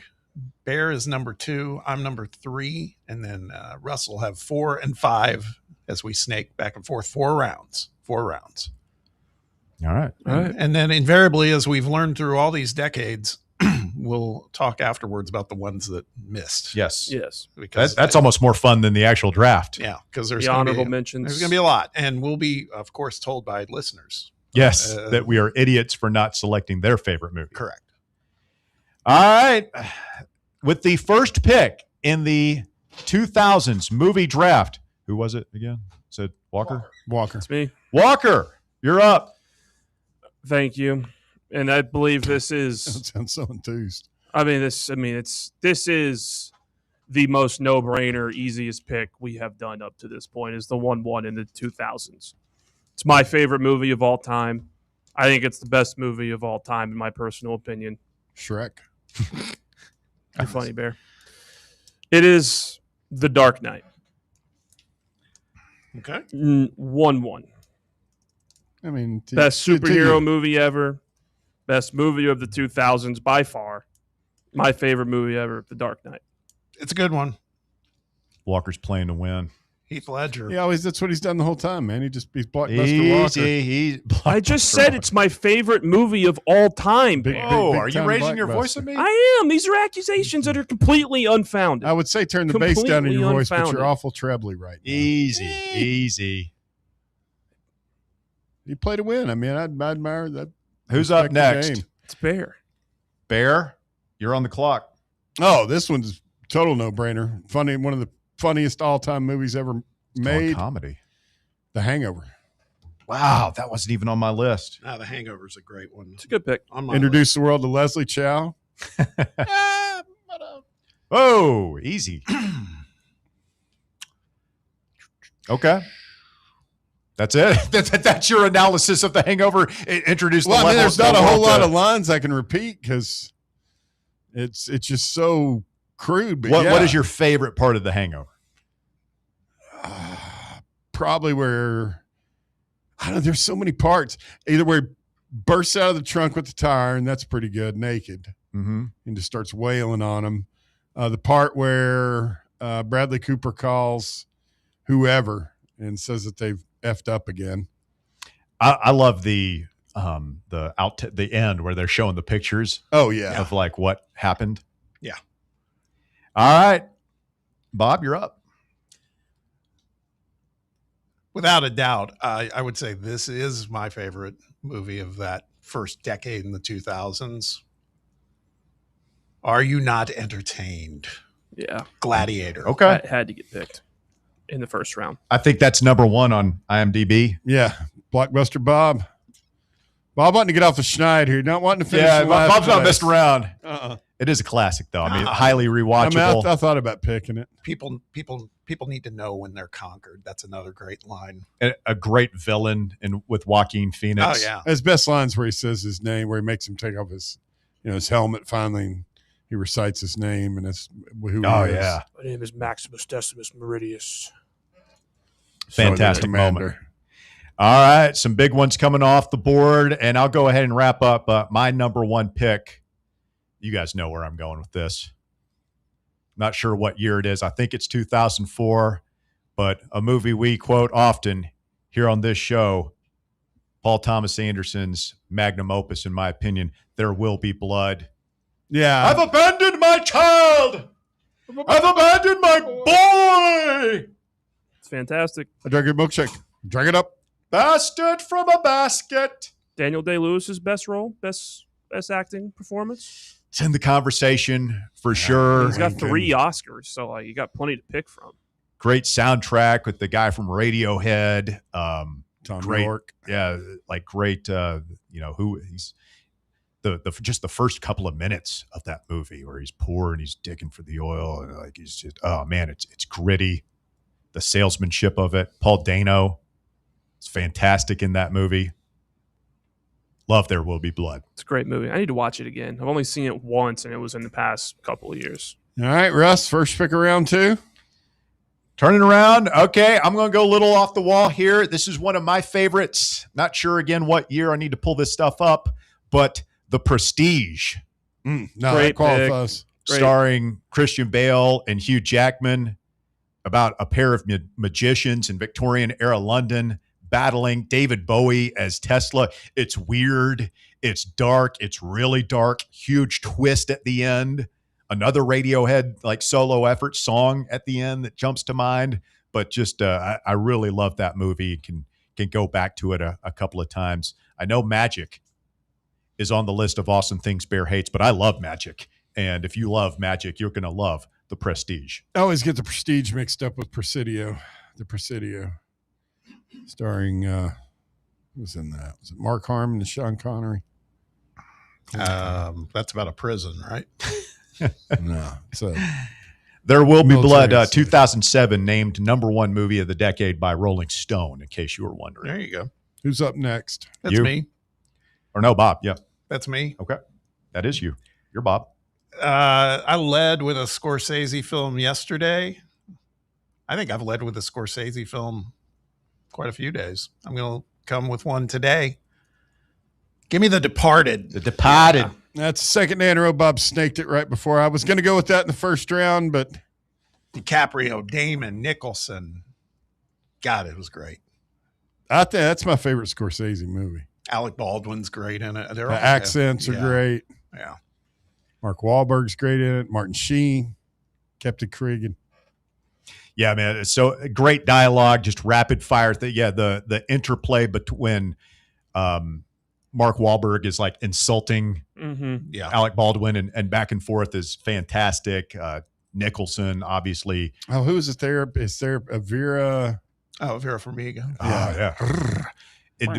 When Jack Nicholson pulls out that hand in the conversation with DiCaprio, he's wearing a wire. Oh, man, just absolutely You're a cop.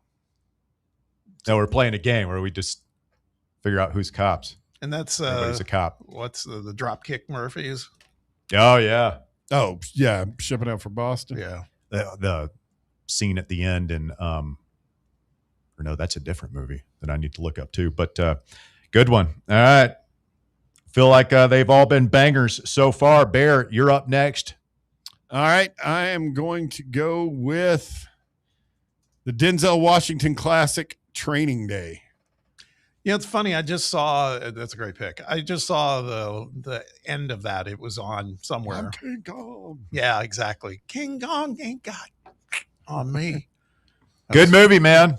It's fantastic. Tell you about there's parts of that where I was just like almost shaking when he gets left with the Mexican gangbangers. Yeah, in the bathroom. Yeah, and just the realization that he's been left there and they've got his gun and he's just with these bad dudes. Yeah. They think he did something. Yeah, man. Did something to somebody. But yeah, Training Day. Training Day is a fantastic movie. Incredible movie. Is that Denzel's magnum opus? Oh, man. I know. God, no. I mean, name a better Denzel movie than Training Day. Glory. That's not a Denzel movie, though. It's a role. And I don't know. Denzel, I mean, I'd have to look up his filmography. I liked, I thought he was great in Inside Man. If you ever saw that. I think I've seen that. Clive Owen and him. I thought he was great in American Gangster. American Gangster. American Gangster. I mean, Flight, where he played. Flight was really good. Remember the Titans. Mm-hmm. Oh, God. Yeah, I forgot about Remember the Titans. I mean, it'd be like picking out which football game of Peyton Manning's is your favorite. You know, what's your favorite game Peyton played in? I mean, that's true. All right. Good stuff. Good stuff so far. Walker. Closing out round 3. 2. Closing out 2, beginning the third as I am on the snake. So to end the first round, I am going to take probably my favorite Coen Brothers movie. Give me No Country for Old Men. It's a good one. Good one. Based on a Cormac McCarthy book. One of the great villains in cinema history. Yeah. Javier Bardem It's going to be as Friendo. Anton Chigurh. Yeah. Call it. God. Still one of like the craziest weapons I've ever seen is him using whatever that thing is that he uses to kill people. Is for cattle, right? Yeah, it's like a cattle thing. I don't know. It just blows a hole in your hit? Or Yeah. no, is it a rod that goes out and then back in? Because he uses it to open so the they used to door in the slaughter hotel cows. too. Yeah. It's amazing. Really good. It's just really good. It's a great. Another feel good, like just up with people kind of vibe. You watch that movie it's fun for the whole family. You bring the kids in and just kind of feel good about the future. A lot of hope there. There's a lot of chatter on the live chat. Remember this line from Back to the Departed for a second? The truth is we're all on our way out. Act accordingly. It's deep, man. Yeah. That was deep. One of Nicholson's truth bombs. Yes. All right. We are to round 3. Walker is on the snake. He'll lead us back, and then we'll take a quick break. I have no idea what I'm going to pick at the end of this. Actually, Walker no. This is your first pick of round 3. Yes. Correct. Walker Smith, what you got? There's still so much on the board, but I think I'm going to go with another great director we haven't named yet. Give me Inglourious Bastards. Wow. That was a shocker. That wasn't going to make it back to you, Bob. That was going to be my next pick. It was a feel-good hit of the aughts, I thought. Just a comedy Walker romp. has gone. Walker's gone Christopher Nolan, Coen Brothers, Tarantino. It's a good year for movies, he's swinging man. for the fences. I mean, these are just some of my favorite movies ever. Like genuinely, like we're now into the era where I have been alive for when these movies came out, and these are some of my favorite movies I've ever watched. I mean, one of them is my favorite movie. Mm-hmm. I mean, it might be my favorite Tarantino movie is Inglourious Bastards. I mean, Brad Pitt's awesome in it. Like, it's so good. That first scene with what's his name? Christoph Walken. No, Waltz. Christoph Waltz. That first scene that he's in is one of the most like bone-chilling intros to a villain you'll find. Yeah, that's it. Au revoir, Shoshana. Yep. Yeah, Christoph Waltz. That was the first thing I'd ever seen him in, and he pretty much stole that movie. Wait for the cream. Yep.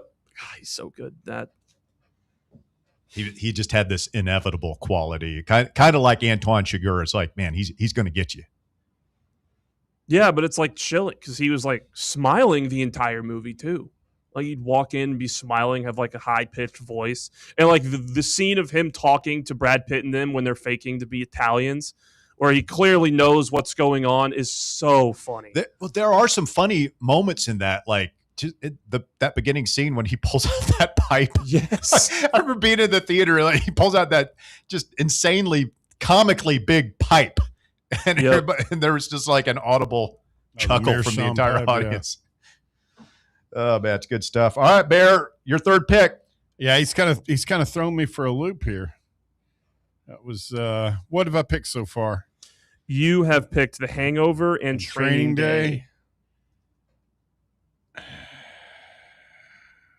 I'm I'm just going back to back Denzel, American Gangster. Yeah. The epic true story of Frank Lucas, the man who circumvented the French connection and the Italian mafia and was getting his heroin straight from the Iron Triangle over in Southeast Asia during the Vietnam War. Hiding it in the bodies? No, they were inside the coffins of dead American servicemen. Yeah, it's nuts. He should have. Did he end up in prison? He did, and then the guy who prosecuted him, the guy that why can't I think of his name? He's in Gladiator.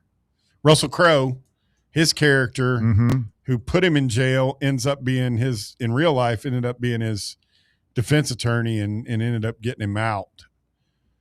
But I read about it. He had to turn over every last penny of his drug money. Fantastic. It's good. All right. I'm down to 4 that I could choose from. Well, I'm up in front of you. Yeah, I'm hoping you'll take one and make it easier for me. I'm really sweating this third round pick. I'm going some comedy. Yeah. One of the classics. I'm going Superbad. Yeah. Oh, dadgummit.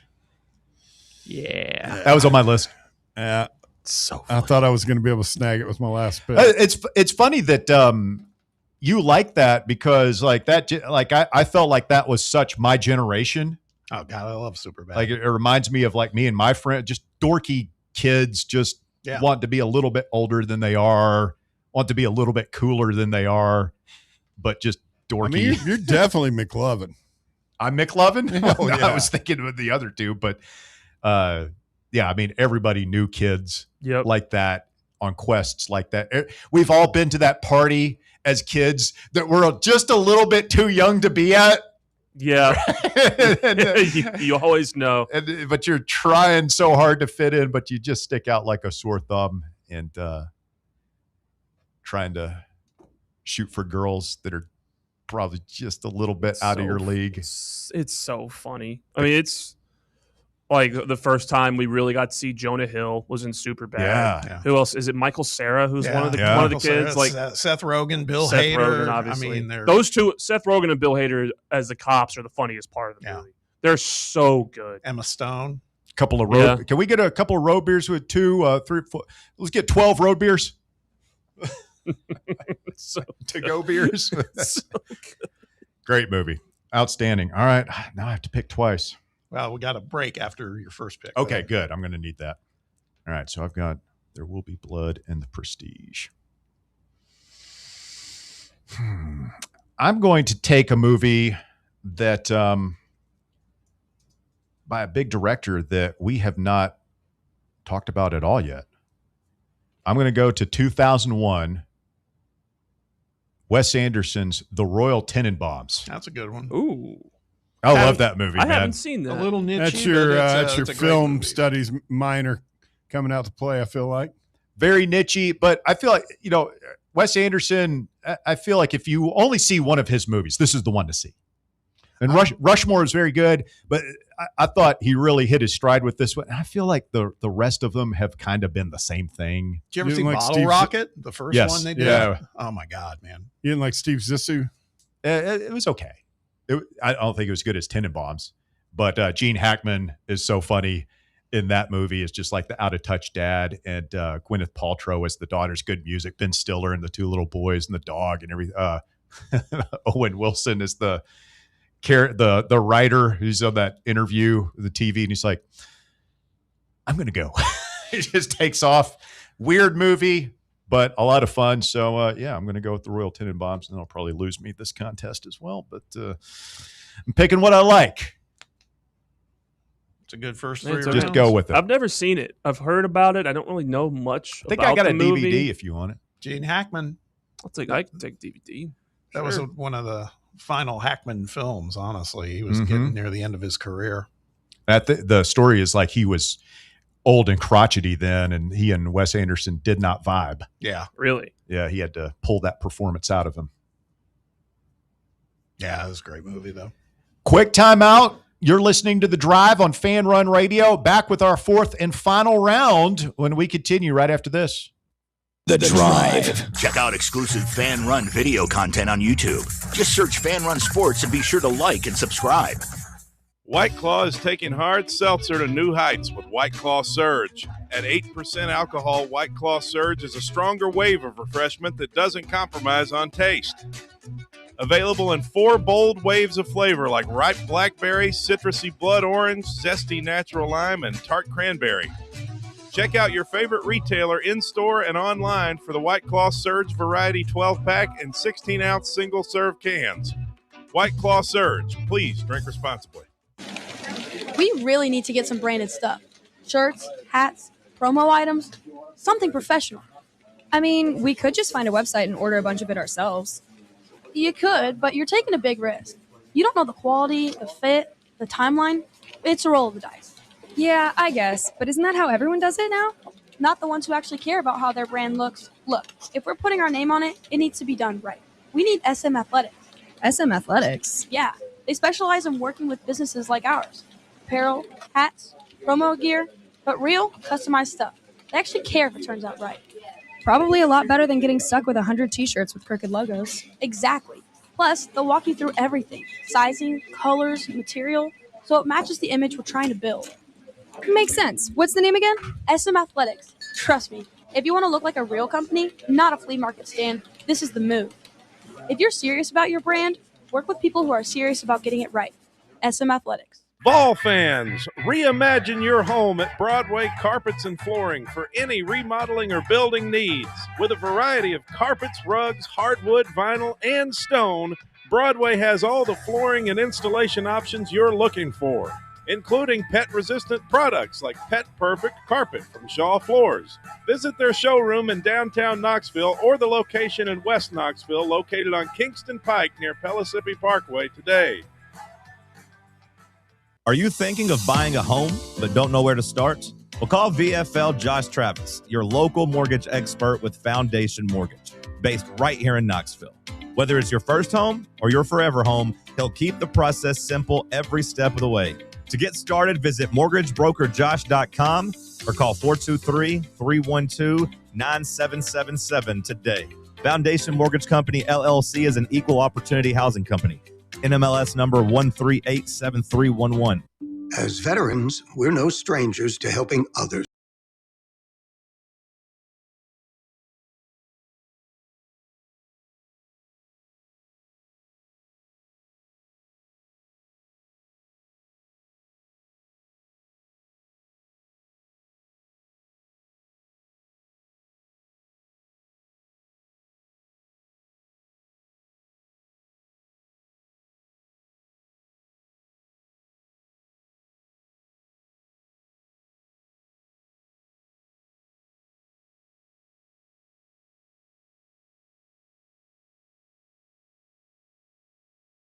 We've got the fourth and final round of our movie draft. I've got the first pick of the final round, and I have no idea what I am about to do. We'll do the 2010s tomorrow, and then that'll be it, which people are either going to be really stoked about or are not going to like it. Bill on the Twitter machine says, please, please, please let the offseason end. Movie lists? I know. I think Phil said tomorrow, no movies on DGG Day. And it's like, not so fast, my friend. Yeah. I mean, what else do you want us to say? You want us to do 3 hours on DGG tomorrow? Yeah. I mean, we've only been talking about this kid for what, 5 weeks now?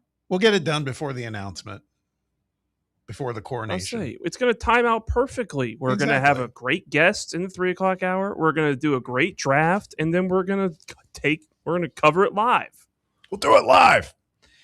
All right, fourth and final round. Up first, it's me, and I'm going to maybe play it a little bit safe here, but I don't think I've picked a Coen Brothers movie yet for one of these things.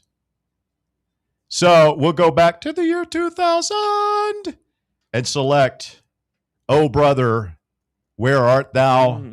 The great satirical comedy and musical. You'll remember the great T-Bone Walker or T-Bone Burnett, whoever it was.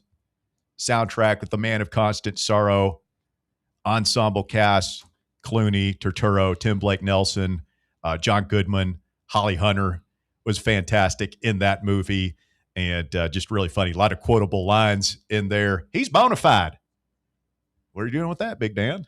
We're in a tight spot. We're in a tight spot. Come on in. The water is fine.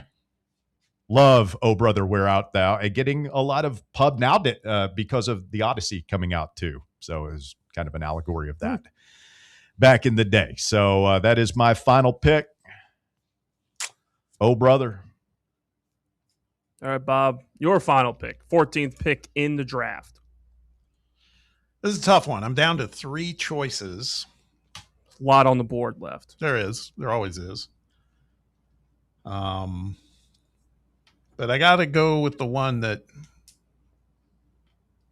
just resonated, man. Such a great movie. And this will be a director that I don't believe we have mentioned in any of our rankers. Mm-hmm. But he's solid. It's Cameron Crowe. Almost Famous. Oh, good one. That is good. What was the name of the band in that? Stillwater. Yeah. Stillwater. Fever Dog. What? It was Fever Dog. That's how I don't know. Brought back Tiny Dancer. Tiny Dancer. As well. Yeah. Famous scene where they're all singing. I'm a golden god. So Robert Plant said at the Riot House. Was Frances McDormand the mom? Yes. In that? Yeah, the very You're overly freaking me protective out. mother. Russell. That was one of the main character's name was Russell. That was where that was the arrival of Kate Hudson, right? Yes. Yeah. Oh, yeah. Those eyes. It bombed at the theater. Yeah. It was a total bomb. Kind of a cult classic. Yeah. If you love music and 70s rock, yeah, definitely got to see Almost Famous. All right, that's a good one. Bear, your final pick. I'm going to go with Ocean's 11. Classic. It's Steven Soderbergh. Just a good heist film. Things always well shot. The soundtrack's incredible. Feel good flick. It's one of those movies you just put it cast. on and veg out, just kind of relax. Watch Ocean's 11. It's good. Good popcorn movie, right? I respect it. Is it the best heist movie? No. What is the best heist movie? It's up there. It's in the conversation for sure. So do you have one in mind, Bear? Not off the top of my head. I wouldn't be so quick to. I don't know. Let me look up. I'm all locked into the 2000s. No, yeah. I was just asking the question. I mean, there are a lot of heist movies out there, but I feel like Ocean's 11 is just the most well-known one. The Italian Job. Is Heat considered a heist movie? Yeah, I would say so. It's pretty good. Love Yeah. a good heist movie. Yeah. Heist movies are good because we all want to get away with a heist. It's a fantasy. Man, we've all driven by that bank and said, I think I could get away. I think I could rob that place. Just a pistol. I'm not going to shoot anybody, but I think I could get away. But then, common sense and reality takes over. They're like, what the hell am I thinking about? I've got a job and a family. I can't go to prison. I want to do well in prison. But the heist movie allows us to live out that fantasy vicariously through other characters and watch them fail. Like Reservoir Dogs did, That's a heist movie. Sure. I guess that is a heist movie, right? Good heist, big time heist. I actually movie, think that I like that more than I do Ocean's 11, so it's a good shout. All right, Walker, you get the final pick. Oh, there's just so many movies that I want to pick. As much. Me too, buddy. Me too. I know. But deep down, I'm a nerd at heart, and this is I think it might be one of the best endings to a trilogy ever. I knew it. Lord of the Rings, Return of the King. Bob called it. Yeah, big blockbuster Walker over here. Sewed up Return of the King. I would have taken it as a block move, but I didn't see it, so that would have been breaking the rules. So I respect that. You are so going to run away with this one too.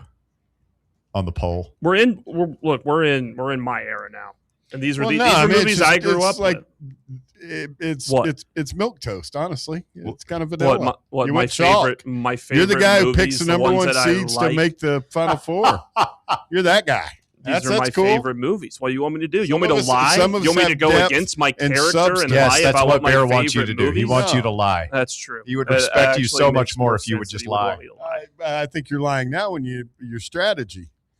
No. All right, so this was really difficult for me, like because there were two other movies that I wanted to pick so badly.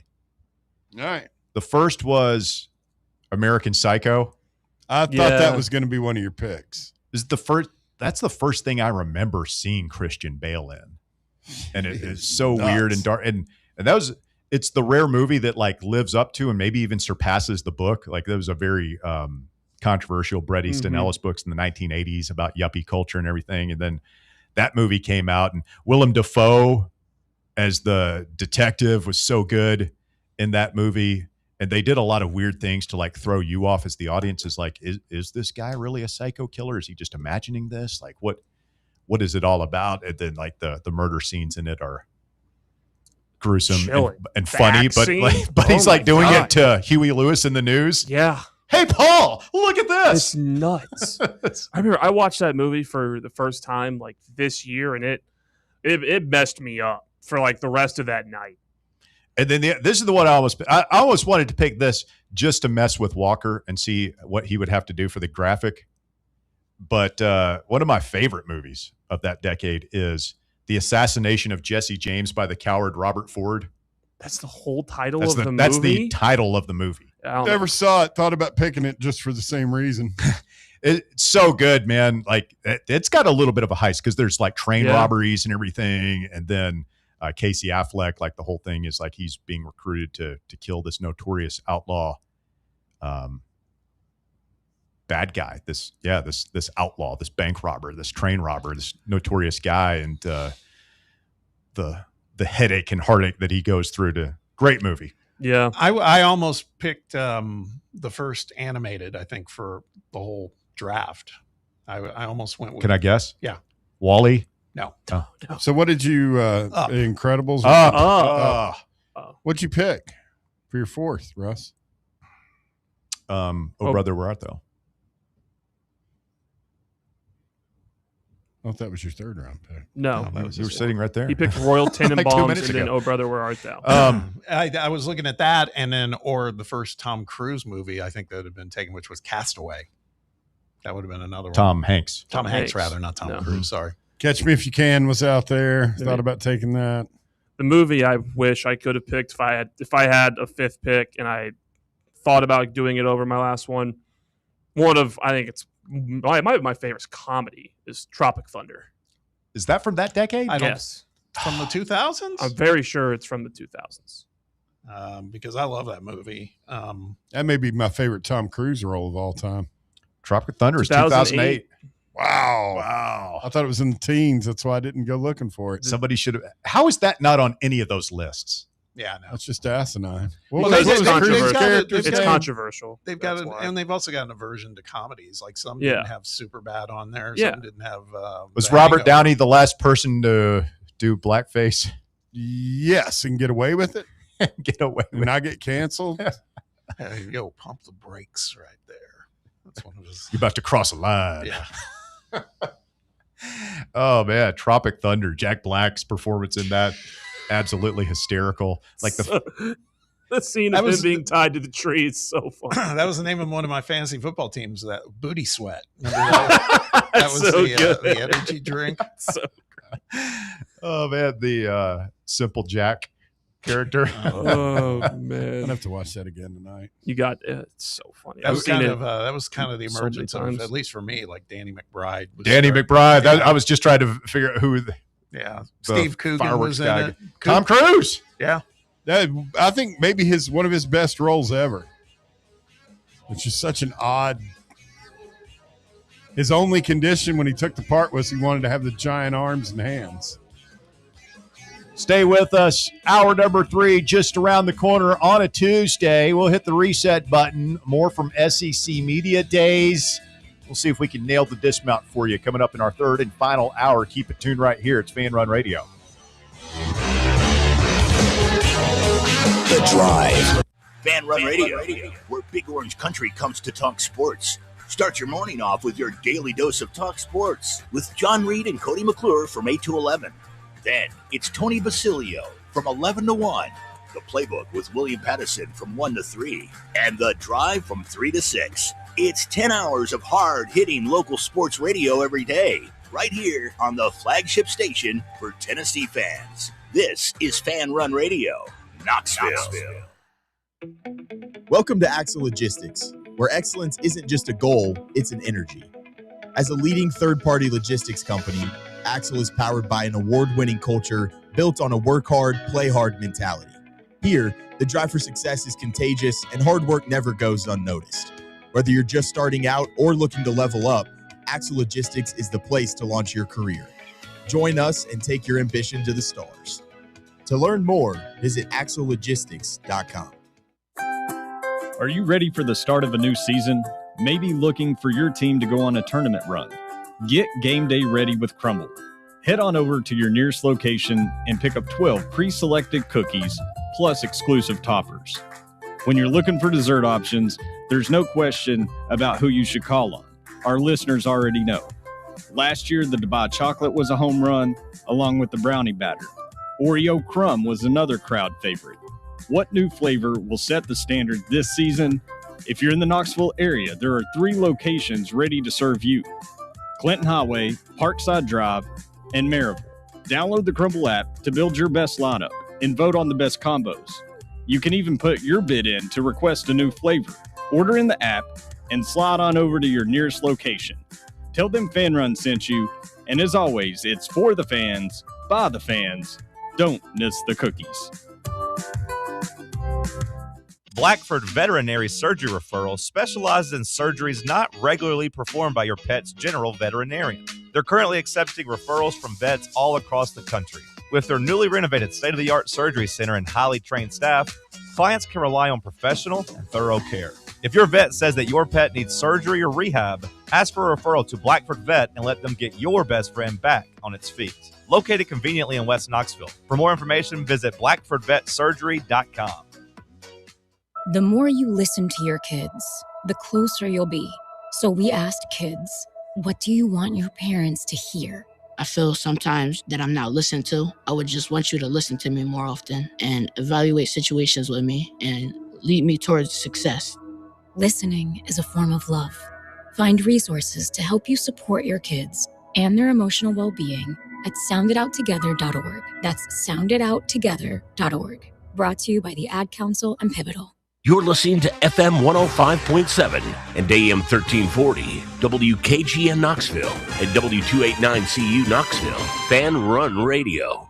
Are you ready to show off that confident, radiant smile you've always dreamed of? Well, here at Knoxville Smiles, we're ready to turn your dream into a reality. At Knoxville Smiles, we're more than just a dental practice. We're your partners in achieving optimum oral health.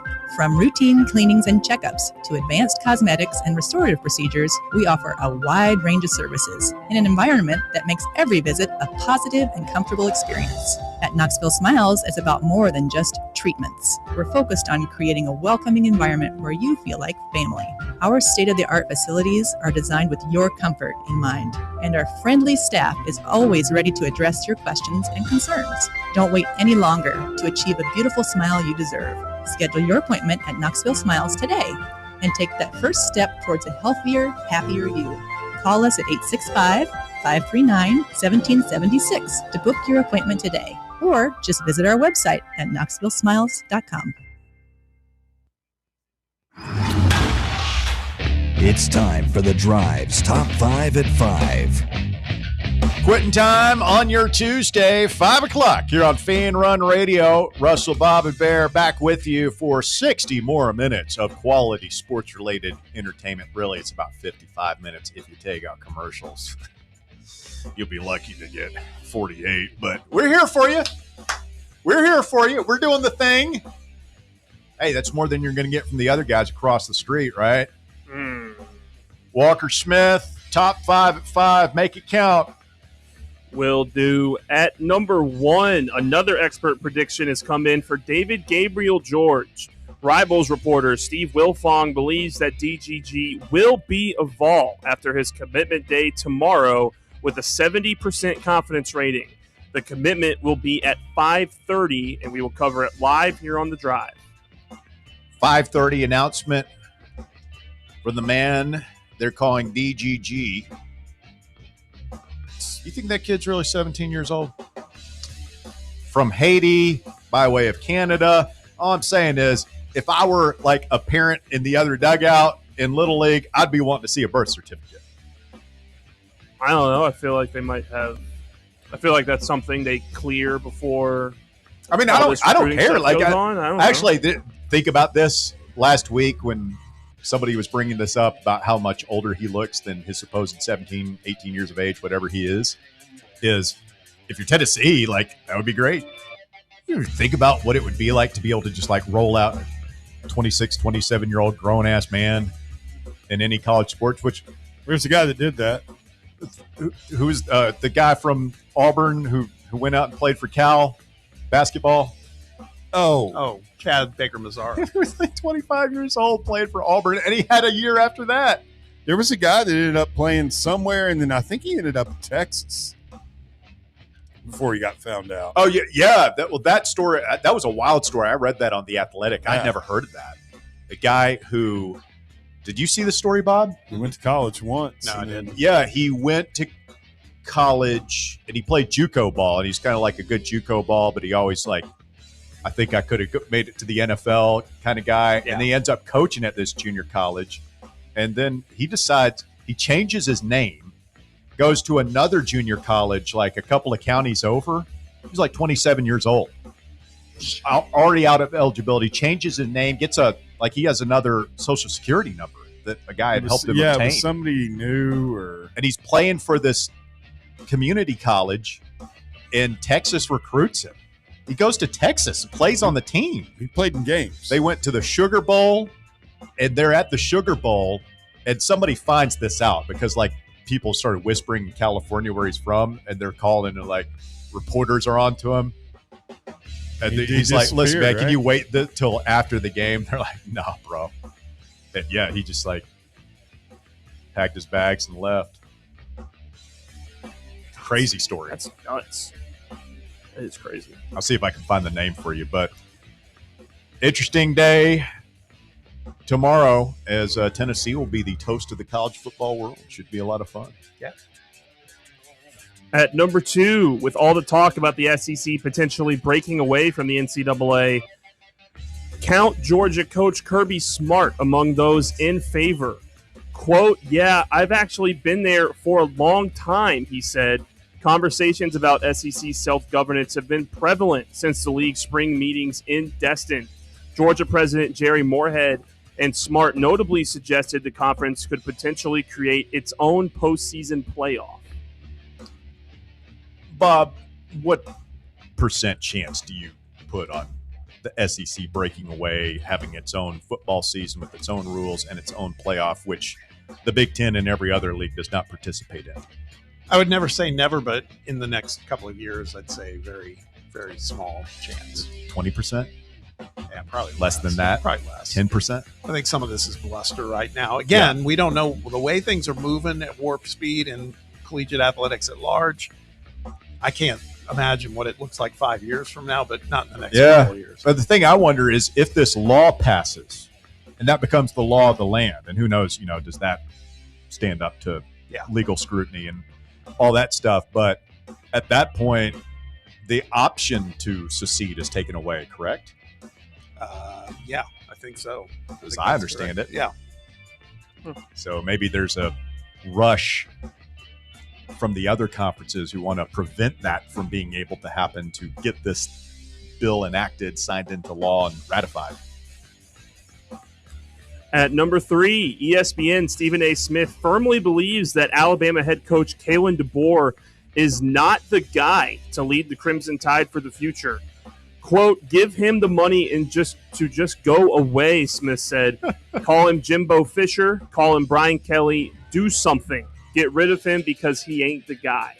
He was in the college football playoff last year, right? Yeah, and he's also made it to the national championship game. They need to get their money together down there. Last time I checked, Brian Kelly got fired because he was disengaged and disinterested in his job. I love that this is the narrative, though. It just seems like he's fighting such an uphill battle, man. You always knew that was going to be the case for whoever replaced Nick Saban. This is history repeating itself. Bear Bryant was irreplaceable. And they cycled through a couple of guys.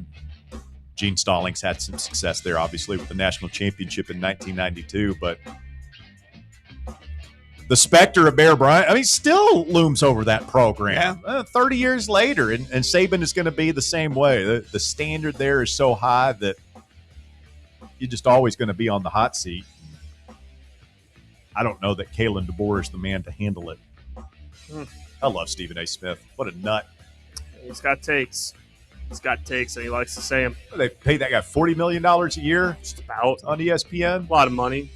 Enough money to make them have to get rid of other people to make sure they can pay him. You do not want to go to war with me. I assure you. At number 4, let's take a look at some of the great pitching matchups in the MLB today. Zach Wheeler and the Phillies go against Jacob Wroblewski in Bob's Dodgers. Drew Rasmussen's Rays play Kevin Gausman and the Blue Jays. Ronaldo Lopez and the Braves take on Walker Buehler and the Padres. And the best matchup tonight is former Vol Chase Burns and the Reds going against Luis Castillo and the Mariners. about those Red Sox, man? 14 in a row. 14 straight now? Yeah. By the way, there's a new owner of the best record in Major League Baseball. Is there really? Yeah. Who is it? It's the Brewers. God, I hate But did you see where they are limiting Mizorowski's innings? Yeah. See the guy they took out after like 6 innings who's still in a perfect game? No, but he was winning. He was dominating last night after 4 innings, and they took him out. I might get a no-hitter, but I mean, a perfect game? That wasn't him. That was another pitcher. Yeah. There's a lot of that going on. Micromanaging. Yeah. Trying to avoid something that's unavoidable. Can you imagine just them win back games, in the day man. trying to pull Nolan Ryan or like Bob Gibson, one of those old dudes out of it? Yeah. They got a perfect game going. Sorry, Nolan. That's about 94 pitches. Going to have to put you on the bench. Nolan Ryan had a game where he threw like 220 pitches or something. That's insane. Gibson was the same way. Gibson would be like, supposedly, as legend has it, he'd tell, come out there, man. He's not coming out. He's going to kick your ass before he leaves. He was such a, if you see any old interviews of him, he was so just very calm and dignified and classy, but you didn't want to dig into the batter's box with him on the mound. No. Ryan threw 235 pitches for the Angels in a game against the Red Sox in June of 1974. Struck out 19 over 13 innings. God, that's ridiculous. His arm hurt? I mean, he never had Tommy John, did he? Mm-mm. He was tough, man. He's insane. He's a legend. Absolute legend. And at number 5, hundreds of snakes, including cobras, have escaped from flooded breeding farms in southern China as severe storms continue to batter parts of the country. State media reported that a snake farm was hit by floodwaters after days of heavy rainfall caused by Typhoon Maysak, prompting warnings from nearby residents. A dramatic video shows local people using nets to catch lots of snakes and cobras poking its head above a torrent muddy water that has gone viral. Local media reported that the types of escaped snakes include water snakes, king rat snakes, and cobras. And instead of a net, Russ, might I suggest a flamethrower, maybe a high-powered machine gun would be a better way of getting these things. Well, Walker keeps bringing these problematic and troubling snake stories to the air. I mean, a day or two ago, it was the python hunt in Florida. So we've got wild snakes on the loose in Florida. We've got wild snakes on the loose in Asia. But he won't bring the stuff that I would really like for him to bring, Well, that's between the two. I'm just wondering, on the bigger level here, at what point do we just cut our losses, bomb Florida, bomb Asia, get rid of these beasts? Done that before. Get rid of these beasts and move on. Cut our losses, I mean, one would think. Can we just do what Bugs Bunny did and just like saw the state of Florida off and watch it float away into the Atlantic Ocean? I mean, what would we really lose? Go Gator. NASA, I guess, Cape Kennedy. We can move it around. We can put that in a different spot. Move it to Texas. Thank you, Walker. That is the Top 5 at 5, brought to you by Knoxville Smiles. Shout out to the gang over at Knoxville Smiles. Cleaning teeth till 7 p.m. tonight. They do that every Tuesday and Thursday. Just another way they make it easy for you to see the dentist at Knoxville Smiles. That's right, extended evening hours, Tuesdays and Thursdays until 7 p.m. Check out KnoxvilleSmiles.com to schedule your appointment today, or you can call them the old-fashioned way at 865-539-1776. Tell them you heard us talking about it here on Fan Run Radio, and they'll take extra good care of you at Knoxville Smiles. Smile brighter with Knoxville Smiles, setting up our third and final hour. So Walker's Lord of the Rings pick proving controversial to the YouTube chatters? Well, it's interesting because there's a lot of fans of it, but then there are some that say, one Rickety Bone says, I'm protesting Walker for that pick. I'm being accused of what does that even mean? Playing to you're win. Protesting. Playing to win, I guess. I don't know. Okay. But then GBO Kyle Beach says Star Wars blows Lord of the Rings out of the water. But there's no Star Wars selection for the 2000. Yeah. Oh, is he talking about like episode 1 or 2 or 3? I guess so. Those movies were terrible. No, God, the Lord of the Rings is better than all of the prequels. But what are we doing here? Let's see what else. Tampa Vol says, gross, Walker. The Ring movies are nothing but a bunch of magicians. Bear, have you seen the Lord of the Rings trilogy? Yeah, I watched it once. It was good. Yeah, I mean, it wasn't enjoyed bad. it. It was entertaining. I was laid up. I'd had some surgery, like foot surgery, so I really couldn't do a whole lot. And I just sat and watched all 3 in like a day and a half. These things are long. GBO Kyle Beach with a couple of interesting observations regarding forthcoming sequels. Kyle says that Kingpin 2 is in the works. I've heard that, yes. Not sure how I feel about that. And then Spaceballs 2 comes out next year. I have heard that. Yeah, I know that's a thing. Mel Brooks is 100. Will that be good? Or will it suck? I guess we'll have to find out. Mm-hmm. You ever seen Kingpin, Walker? I have not seen Kingpin. Good comedy. Yeah, he did all his, Bill Murray did all his own bowling in that movie. Really? Yeah. I could see that. Yeah. That was a strange. Big Earn McCracken. Yeah, it was a strange film. Just old Woody Harrelson and the prosthetic arm. Yeah. You got Munson. And then the ball. What was the ball? Bill Murray's ball, his bowling ball. It had a goldfish in it, right? Yes. Yeah. That hair. Oh, that was still. Oh, his comb over. Yeah, just like flop, just like sticking straight up in the air. Big Earn McCracken. That was a really good soundtrack too, wasn't it? Any Farrelly Brothers movie has a good soundtrack. I remember there's like a lot of fun music in that movie. But Anyway by Blues Traveler. It was like the play over the credits song. Got to nail the play over the credits song. Yeah, you do. That dude got skinny finally. Big John Popper? Yeah. Don't know how I feel about that. Well, I mean, he was having a heart What attack. did now you got me thinking, what did they do the movie I picked yesterday? Something about Mary. The final song over the credits there was Build Me Up Buttercup. How does that go? Seriously? You don't know it? He's wanting you to sing it. I don't know. Is that a rock song? No, it was. No, it's like a Motown. Yeah, kind of a Motown song. And they had everybody. Now I want you to sing it. They had everybody lip syncing to it, all the cast and stuff. Yeah.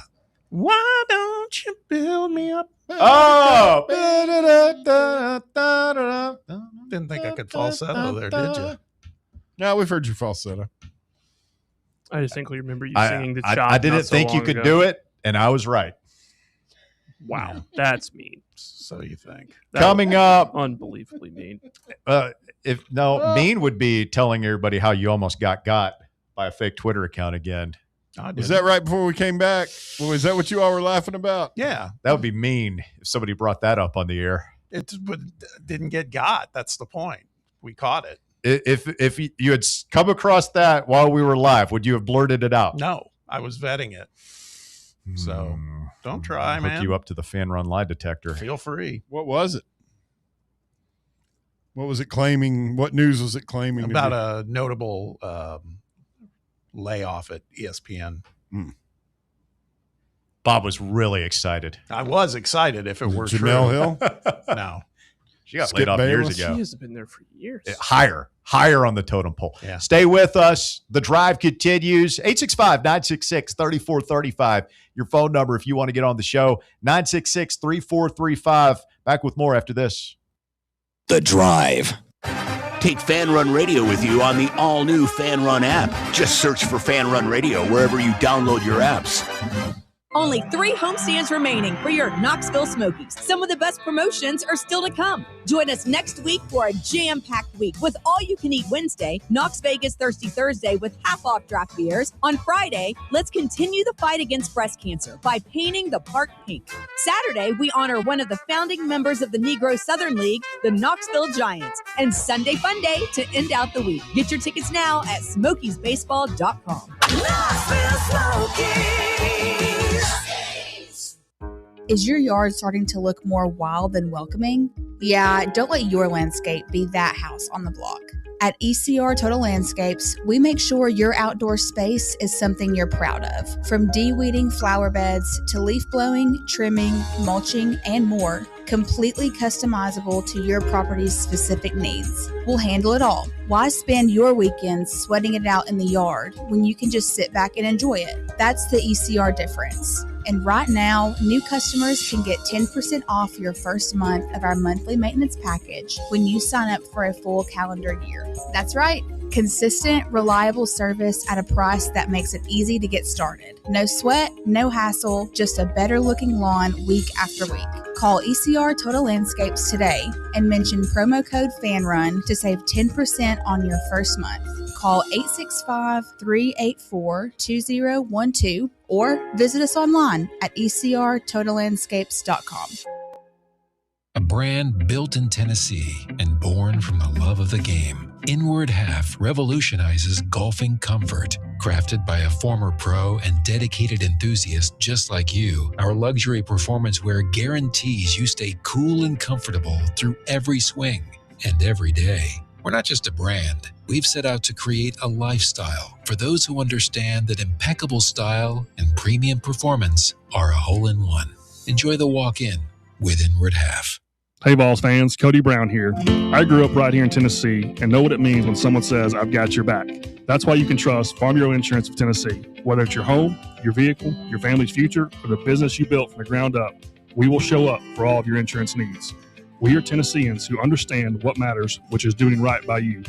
Insurance is not all about just paperwork and policies, but it's about the people we insure every day. So if you want insurance that hits home, give me a call at 865-992-3871. Go Vols. Welcome to Axle Logistics, where excellence isn't just a goal, it's an energy. As a leading third-party logistics company, Axle is powered by an award-winning culture built on a work hard, play hard mentality. Here, the drive for success is contagious and hard work never goes unnoticed. Whether you're just starting out or looking to level up, Axle Logistics is the place to launch your career. Join us and take your ambition to the stars. To learn more, visit axlelogistics.com.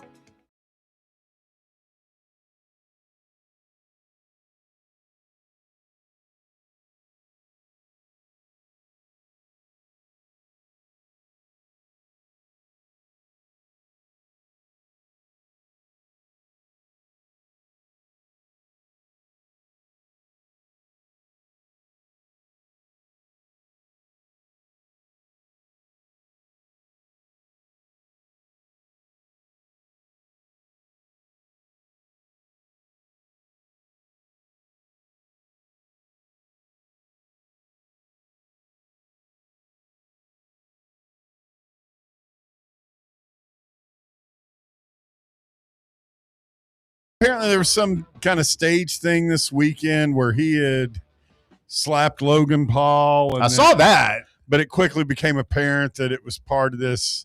I guess Logan Paul must be affiliated with WWE. I think it's kind of, it may be one of the dumbest things ever.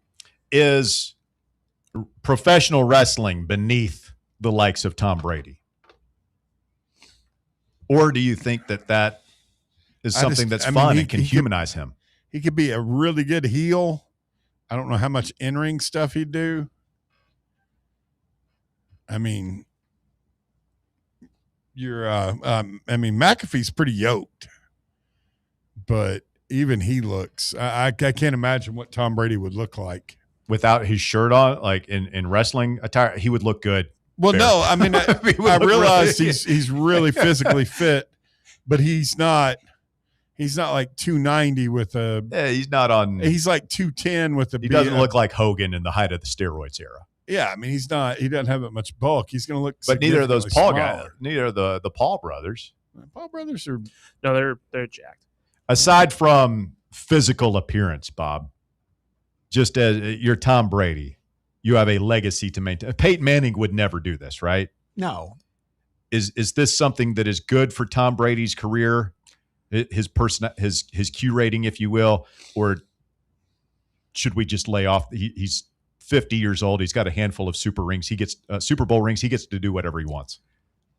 I guess it's a little bit of both. I don't want to see it, honestly. I mean, as far as I'm concerned, he's kind of ventured outside of what he used to be as an NFL player. Like he's done some promos for Fox Sports and stuff that are kind of funny, and he's shown that he can do that. That's all I need to see, man. I don't think he's quite. He's not. I don't think he's funny enough like Peyton. No.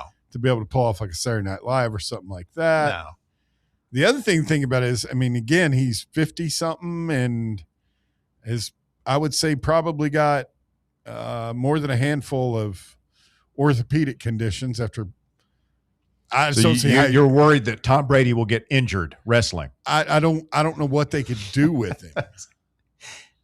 I mean, because I have no idea, I don't think he's going to be out there pulling off luchador moves, doing somersaults through the air thing. But I think he could pull off a good wrestling match if he wanted to. We are probably not the target audience to be discussing this. I wonder what wrestling guy, grown-up pro wrestling fan, thinks about Tom Brady potentially wrestling one of the Paul brothers. We could ask John Reed tomorrow. I think he would be better. Somebody used to watch a lot of. I mean, I love the Attitude Era. Watched wrestling all my life up until about 10, 15 years ago. But like he would be perfect if he played a heel and would do run-ins and like hit people with something and then scurry out and run up the ramp. Did Tom Brady just run in and go full Galooly on John Cena? Yeah, exactly. Is that Tom Brady? Yeah.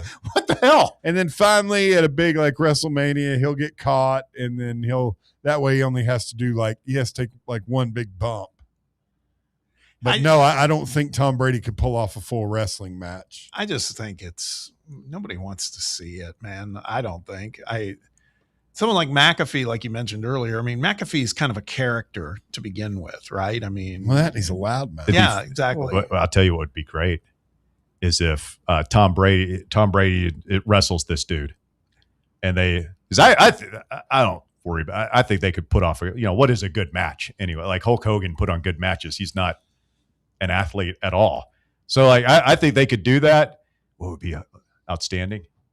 Eli Manning comes in, beats him at the end, gets one more over on him, just for old time's sake. Either that or Peyton and some of the Colts show up and just beat him senseless. Speaking of which, you see Bill Burr on with Patriot superfan Bill Burr on McAfee? No. Oh man, he ate him alive about the Colts.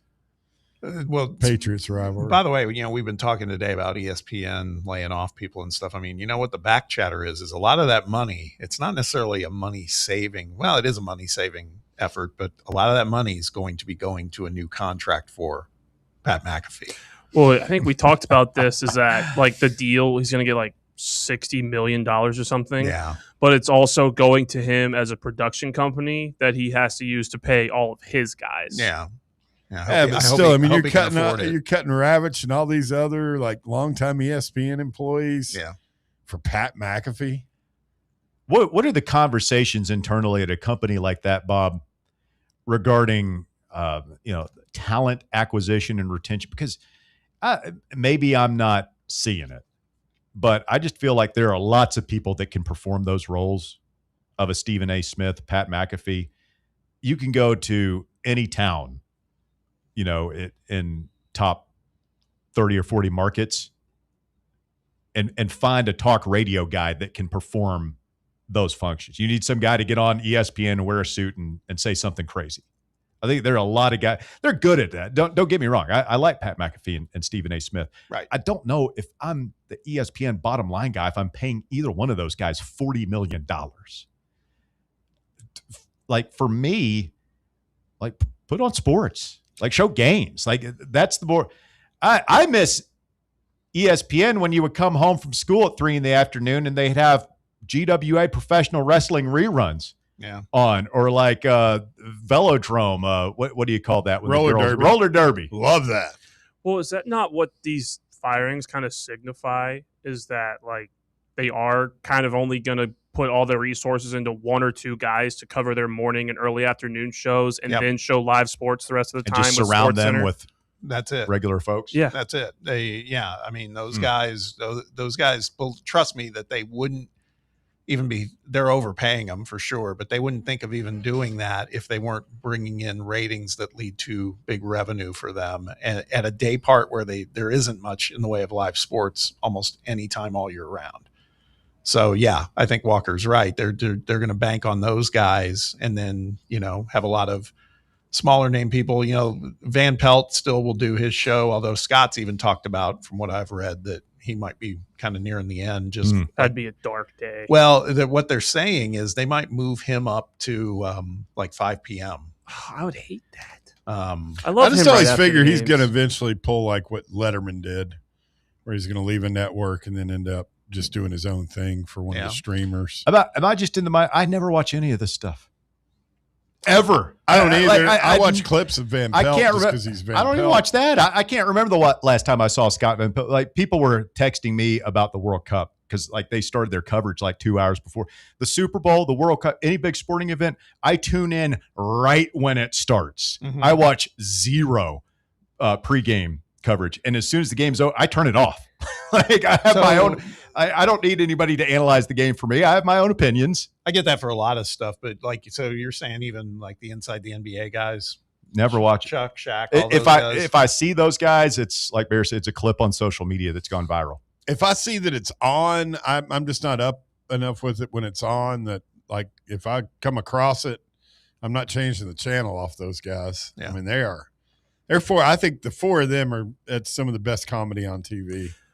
We were watching the end of the World Cup, and like as soon as it's over, I was at my parents' house. I turned it up. My mom was so mad. She's like, "We don't see the trophy." Like, the trophy, like they won. The game is over. Yeah. I know what happened. They're going to get the trophy and hold it and take pictures and everything. I don't need to see that. I like seeing it. I mean, one, that's also another thing is they probably need some of the money for the inside the NBA guys that they just paid. So now they're probably starting to lay some people off to help with that. Like, I mean, they've done layoffs the past 3 or 4 years in a row. So by the way, cold-blooded. They fired poor Ryan Clark. I hate to tell you guys, but Bear and Walker, this is your last day. Bob and I are going to be doing noon to 7 p.m. John and William are going to be doing 6 a.m. to noon. All right. It's our new programming schedule here. So we'll see you later. We can't afford you guys anymore. I'll see you. Yeah, I think I'm ready to go. Hey, man, they can't afford us anymore. What do you want us to do? Go ahead and unplug my headphones then. Yeah, let's head out.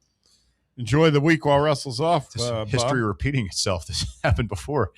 Let's get Roberto in here next. Roberto, you're on the drive, Fan Run Radio. Hey, guys. Good afternoon. Loved all the lists.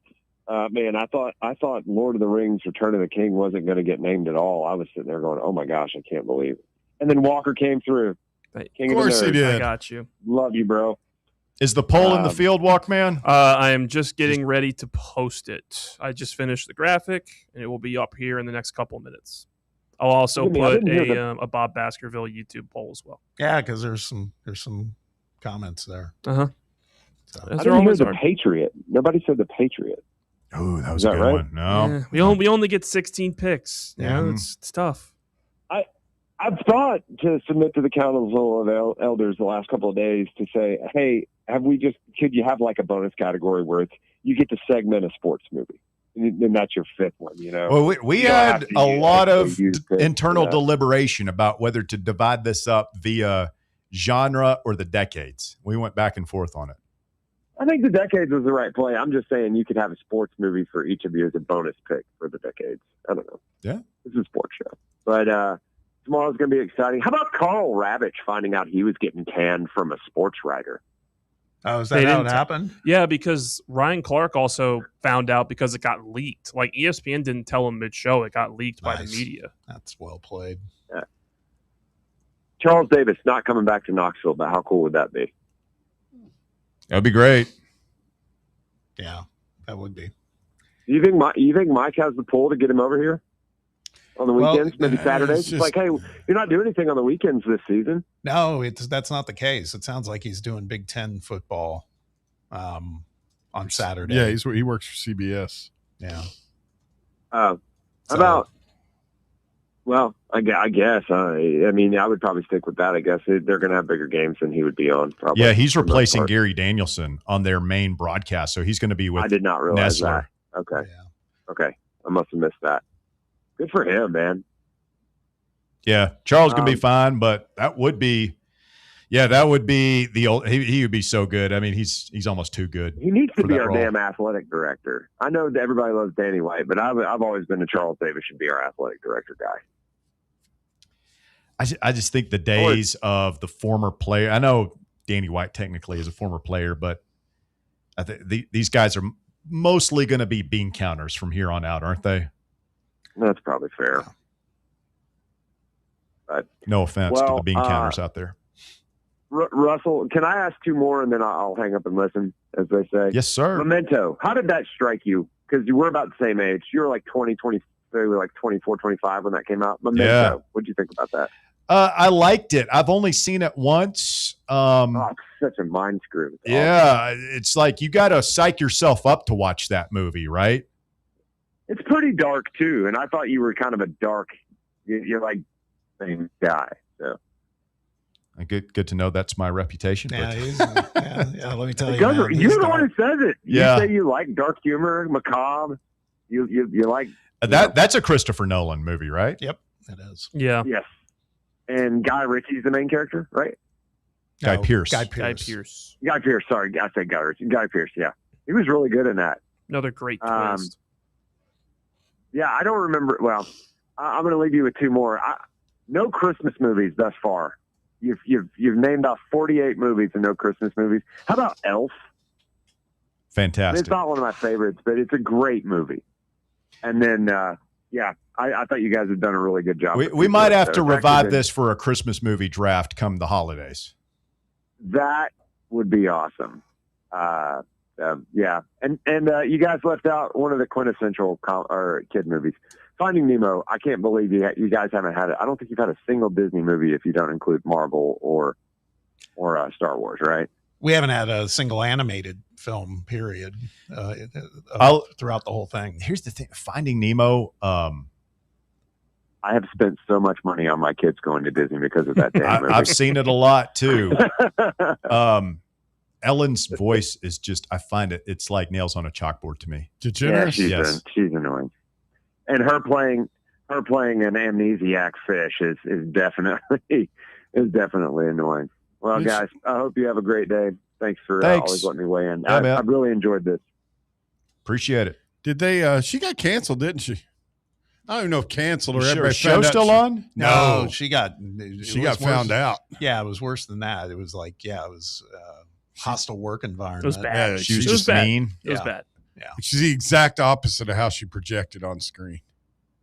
That was like a bucket list thing and I was able to arrange it. My wife and like one of her lifelong girlfriends, that she grew up with, they wanted to celebrate their birthday they're together by going to LA and going to the Ellen DeGeneres show. And this was before all this stuff blew up. And I mean, you would have thought she was over the moon when we were able to get her in for that. Right. Because that was the thing, man. She was super, super hot for a long time. She's one of the biggest. She's the biggest daytime. Yeah. Most successful lesbian of all time. I don't know about that. I feel like Martina Navratilova. That was a big deal, Walker, when Ellen came out. Like, I remember, like, it was there was like a magazine or something cover. The magazines were big in the 90s. Yeah, she came out. Yeah. Wow. She came out as her character. She came out as her character on TV, right? Wasn't that the way it happened on her TV show, her sitcom that she was doing? How hard was it to get tickets? You know what I've always wanted to get tickets for? Bad. It's number one on my bucket list. I want to go for a Saturday Night Live.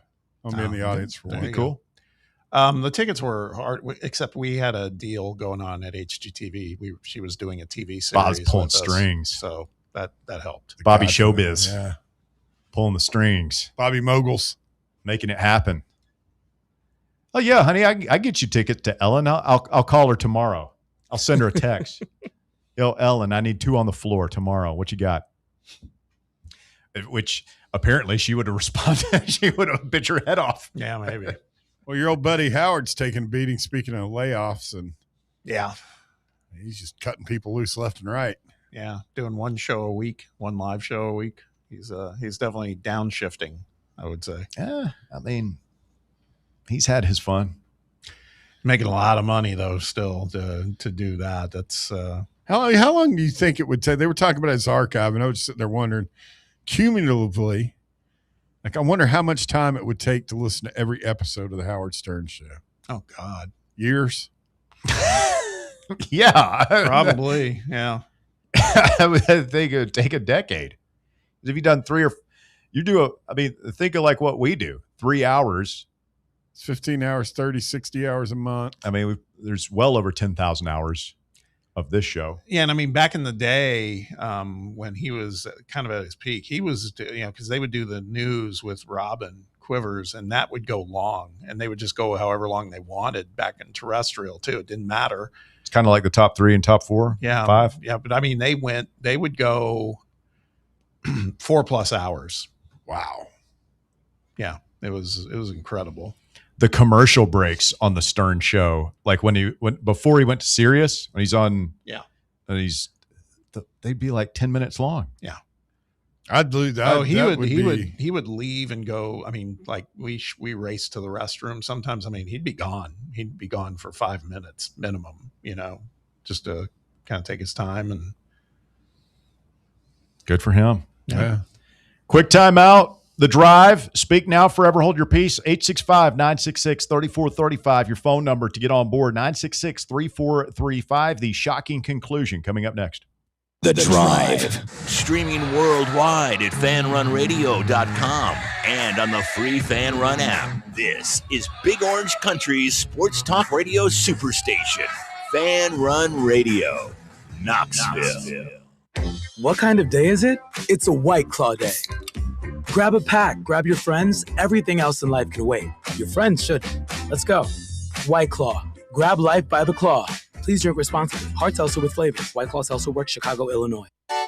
Citizens National Bank. Life is more fun with a Good Life account, offering extra benefits, including bank travel. Experience the trip of a lifetime to Ireland. Explore rolling green hills, historic castles, and charming villages across the Emerald Isle. Get in on the fun. Call 865-429-7935 today.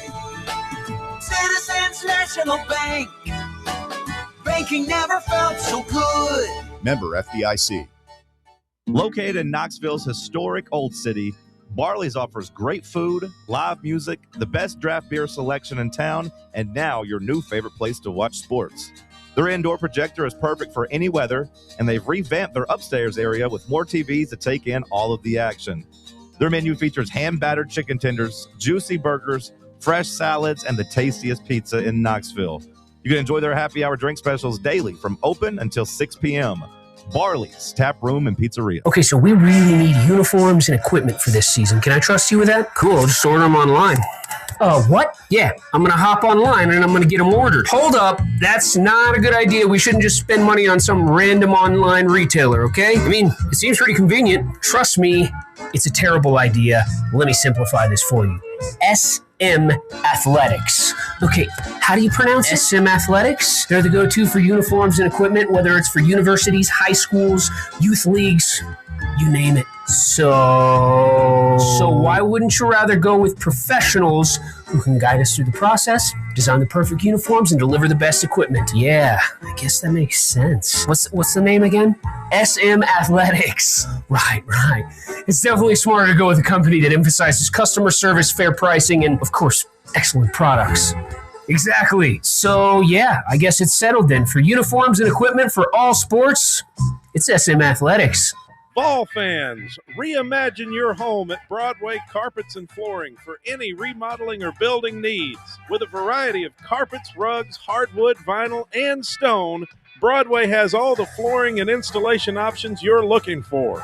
including pet-resistant products like Pet Perfect Carpet from Shaw Floors. Visit their showroom in downtown Knoxville or the location in West Knoxville located on Kingston Pike near Pellissippi Parkway today.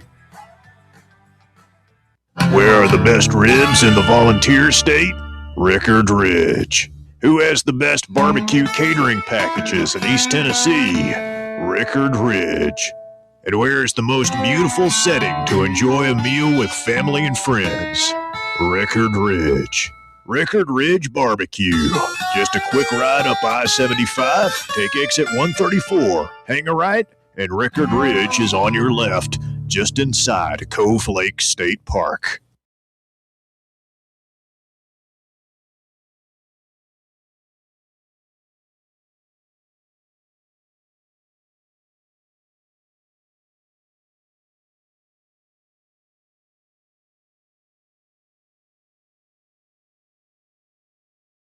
Hanging out with mom and dad again. That made me feel good. What's the story there?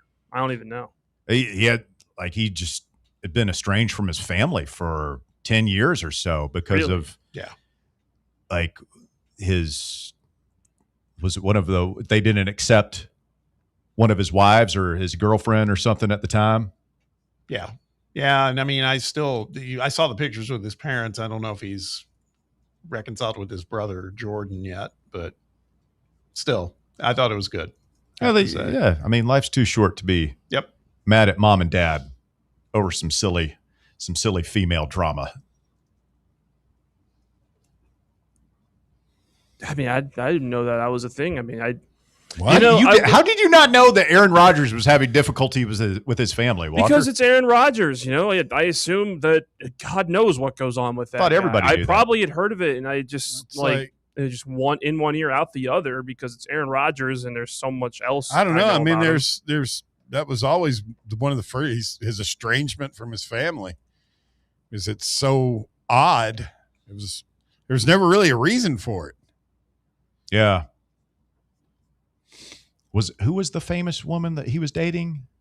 I mean, he dated Danica Patrick. He's dated a bunch. She's Olivia Munn. Olivia Munn. That's who Olivia Munn. She's married to John Mulaney now. Yeah, they've had I don't know if maybe they got married. They've definitely had a kid together. Yeah. Why did I pick the Royal Tenenbaums? That was bear picking. What was that one that you picked in the 70s? The last pick. Oh, I'll stand by that one. The Omen. Yeah, that was bear picking The Omen. Royal Tenenbaums. No, it's a movie you like. That was his. It would have been, but it would have been there in the fourth round. Like, why was I picking in the third round? I don't know. You had back-to-back picks. It didn't matter which one you took That's first. a good point. Is the poll in the field? Poll is in the field. Yeah, Walker's dominating. What's the score right now? He's got 47%. You've got 29%. Bob's got 17, 18%. I've got 6%. I'm not saying 50 to 30. There's 20 votes, dude. It's a lot of game left. 1% of precincts reporting. It's early. Poll just went in the field. Extremely early. Cast your vote. You're throwing up some Jeremy Pruitt-like numbers right now early. At Fox Sports Knox. Cornbread. All right. On the X machine, if you want to go and participate there. It is day 2 of SEC Media Days. Georgia, Auburn, Vanderbilt, and South Carolina, the 4 attendees. We will talk with Trey Wallace from Outkick. He's been down there covering the festivities for Outkick and Fox. He's scheduled to join us in our 3 o'clock hour tomorrow, so be sure to tune in for that. Most interesting storyline this fall, Georgia, Auburn, Vandy, or South Carolina? Ooh. For me, I mean, obviously we know who the best team is, but what's the most interesting story to follow? Well, maybe it's a hate watch for me, but I think the most interesting story out of those is watching Shane Beamer squirm, because he's already talking today like, yeah, everybody thinks we're going to suck. He's doing that whole thing. And, now, of course, Tennessee's going there. So I mean, they've all they're all pretty good storylines at each place. I mean, Vanderbilt post Pavia, Auburn with Golish coming in. Is Georgia going to be able to maintain? I think that may be the bigger story. How is, in the ever-changing landscape of college football with NIL and transfer portal, will Georgia continue to be the dominant team or one of them? I don't worry about Georgia. I don't worry about them. I'm just curious I think they're going to still be really, really good. They have arguably one of the two best coaches in the country, I'd say. But the Auburn one is interesting since they've had 4 consecutive losing seasons, or maybe it's 6. Yeah, I'm very interested in the Auburn one over that. I mean, we all know Georgia's going to be good. Vanderbilt, it's kind of, I think everyone's just under the assumption it's going to be a post-Pavia regression. South Carolina is, who knows? Auburn's schedule too is just rough, man. They've got that Baylor game in Atlanta to open the season, and who knows how that's going to go. Just so much newness there with Lagway at Baylor, and then new coach, new quarterback for Auburn. Then they've got Southern Miss as their home opener, and I don't know what Southern Miss is, what the outlook is there this year, but historically that's not a team you just roll the ball out there and win against, right? Then they've got Florida at home, Vandy, us, Georgia. They're right in it. Vandy, us, Georgia. Yeah, you would think if I'm just looking at Vanderbilt's schedule, for example. They open up against Austin Peay, Delaware, and NC State, all in Nashville, right?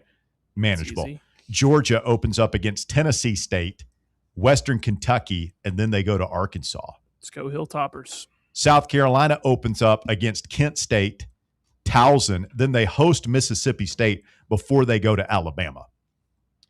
So they've got manageable schedules, and as much as it can be manageable in a 9-game league schedule now, you really want to start out with those cupcakes, man. If you're a coach, and Comrade Golish does not get the benefit of that. Yeah, but with the new 9-game schedule, I don't feel like everybody's got some pretty brutal stretches on their schedule this year. Ultimately, but again, I think you want to open up as soft as possible, which, hey, my opinion. I do not like soft scheduling at all in college football. You get 12 Saturdays a year. They should all matter. You should never be scheduling Towson or Kent State. But as long as everybody else is, you better be doing that to pad your stats. I just hope that we can eventually get to a point in college football where it's against the rules to do that. Or you've got to open with Louisville and Iowa State. Like that, opening up with Louisville and Iowa State should be the soft schedule, in my opinion.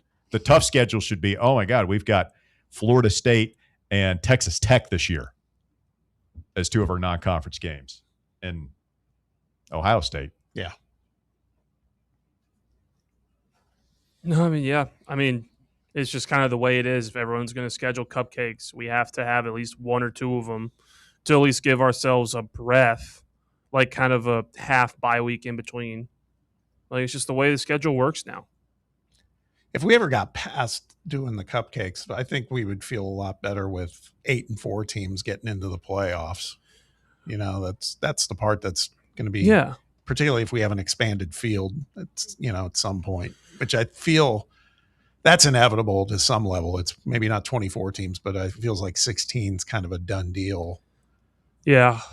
Well, even with a 9-game conference schedule, I feel like they already should be starting to happen in people's minds, is people should be more accepting of 8 and 4 is still a pretty good season when you have to play 9 SEC teams in a year. Yeah. And if you have a mandatory Power 4 non-conference game. Hewitt Pruitt says the film adaptation of Emmett Otter has been stalled. I'm serious. The what? The film adaptation of Emmett Otter. Apparently they were, I don't know, maybe filming a live action version of that.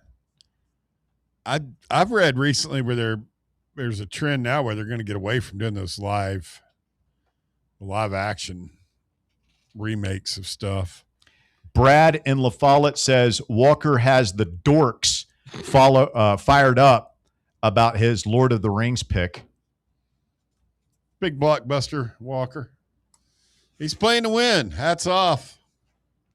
Big Dog West Tennessee says the Rock and Moana movie bomb tanked Disney and ESPN. Yeah, it lost that's when I was referencing because I think it lost like $100 million. I mean, what happened to the great Disney animations? I know Pixar is still out there putting together cool pictures and everything, but I mean, the 90s when you had The Lion King, Aladdin, and The Little Mermaid, for girls, but like we all saw that movie Beauty and the growing Beast. up. Beauty and the Beast, like just bang, bang, like huge movie after huge movie. And now it's just we're remaking those movies. Exactly. Like several times and everything. Like, where are the new ideas? Why not just have new movies? I don't know. There's such a hunger for for that, man. Why is that, Bob? What's that again? Why does Disney not come out? Why do they just recycle everything nowadays? Why have we lost? It doesn't seem like where's the next Lion King? Yeah. Where's the next Aladdin? They've been leaking money too. I mean, they've been Disney has. Yeah. So they're but I'm speaking like overall. Like, why do they keep just recycling stuff to us? Don't you think that part of the reason that they're leaking money is because they're not putting out new products? They keep going they're trying to find this formula and just crank it. Oh, let's just make this movie again with something a little bit different. It'll be live action or whatever. Instead of where's the new idea? Here's the new blockbuster movie that everybody's Moana was great like. when it came out as a cartoon. Did a huge box office, toy sales, all that. But then they I'm not a big fan of the live action stuff. And The Rock's kind of starting to lose some of his draw. That's what the article is about. Has The Rock lost it? The Rock's lost his fastball. Oh, I mean, when you start talking about, hate to see it, the hundreds of millions of dollars. Let's get Bud in here before we got to run. Bud in Savannah, you're on the drive, Fan Run Radio. Thank you for taking my call. I'm sure going to miss you on this time slot, but I want to tell you about The Rock first. I picked The Rock up at Selma, Tennessee when he was doing that last Walking Tall movie. Dwana Pusser and Buford were friends of mine. Knew him all my life and Buford before he died, but I know Dwana, if I'd have got to talk to her the day before she died, I'm sure I could have convinced her. Well, are you that Rock, the Buford Pusser, Walking Tall, or yeah. I love that movie. The Walking Tall, the one where he was in Washington. And I got him to sign a Tennessee hat, and I brought up the '85 game. He said, "You remember, don't you?" And I said, "Brother, I loved it. I was there." Or he throws that big 2x4 through the casino window, the guy's office. Yeah. Oh, it's great. He played defensive tackle for Miami when Dwayne Johnson in '85, and I brought him a cap to sign. He said, "You remember that, don't you?" And I said, "Yeah, I remember that." But I want to tell you, I'm gonna be with Jerry Lawler Saturday night signing an autograph here in Savannah, and my brother loved wrestling, and I got to be a big fan. Got to love doing it on radio when they'd come do stories. But I want to tell you about these. Everybody wants to schedule 12 opponents all the time. Now, you got to think, we got to have 2 or 3 of these cupcakes. There may be cupcakes for us, but them is money makers for them poor state schools, East Tennessee State, and all them other schools we play in states. They got to have that money to keep their programs going. I hear you, Bud. I don't know that Danny White or Greg Sankey or anybody else really cares.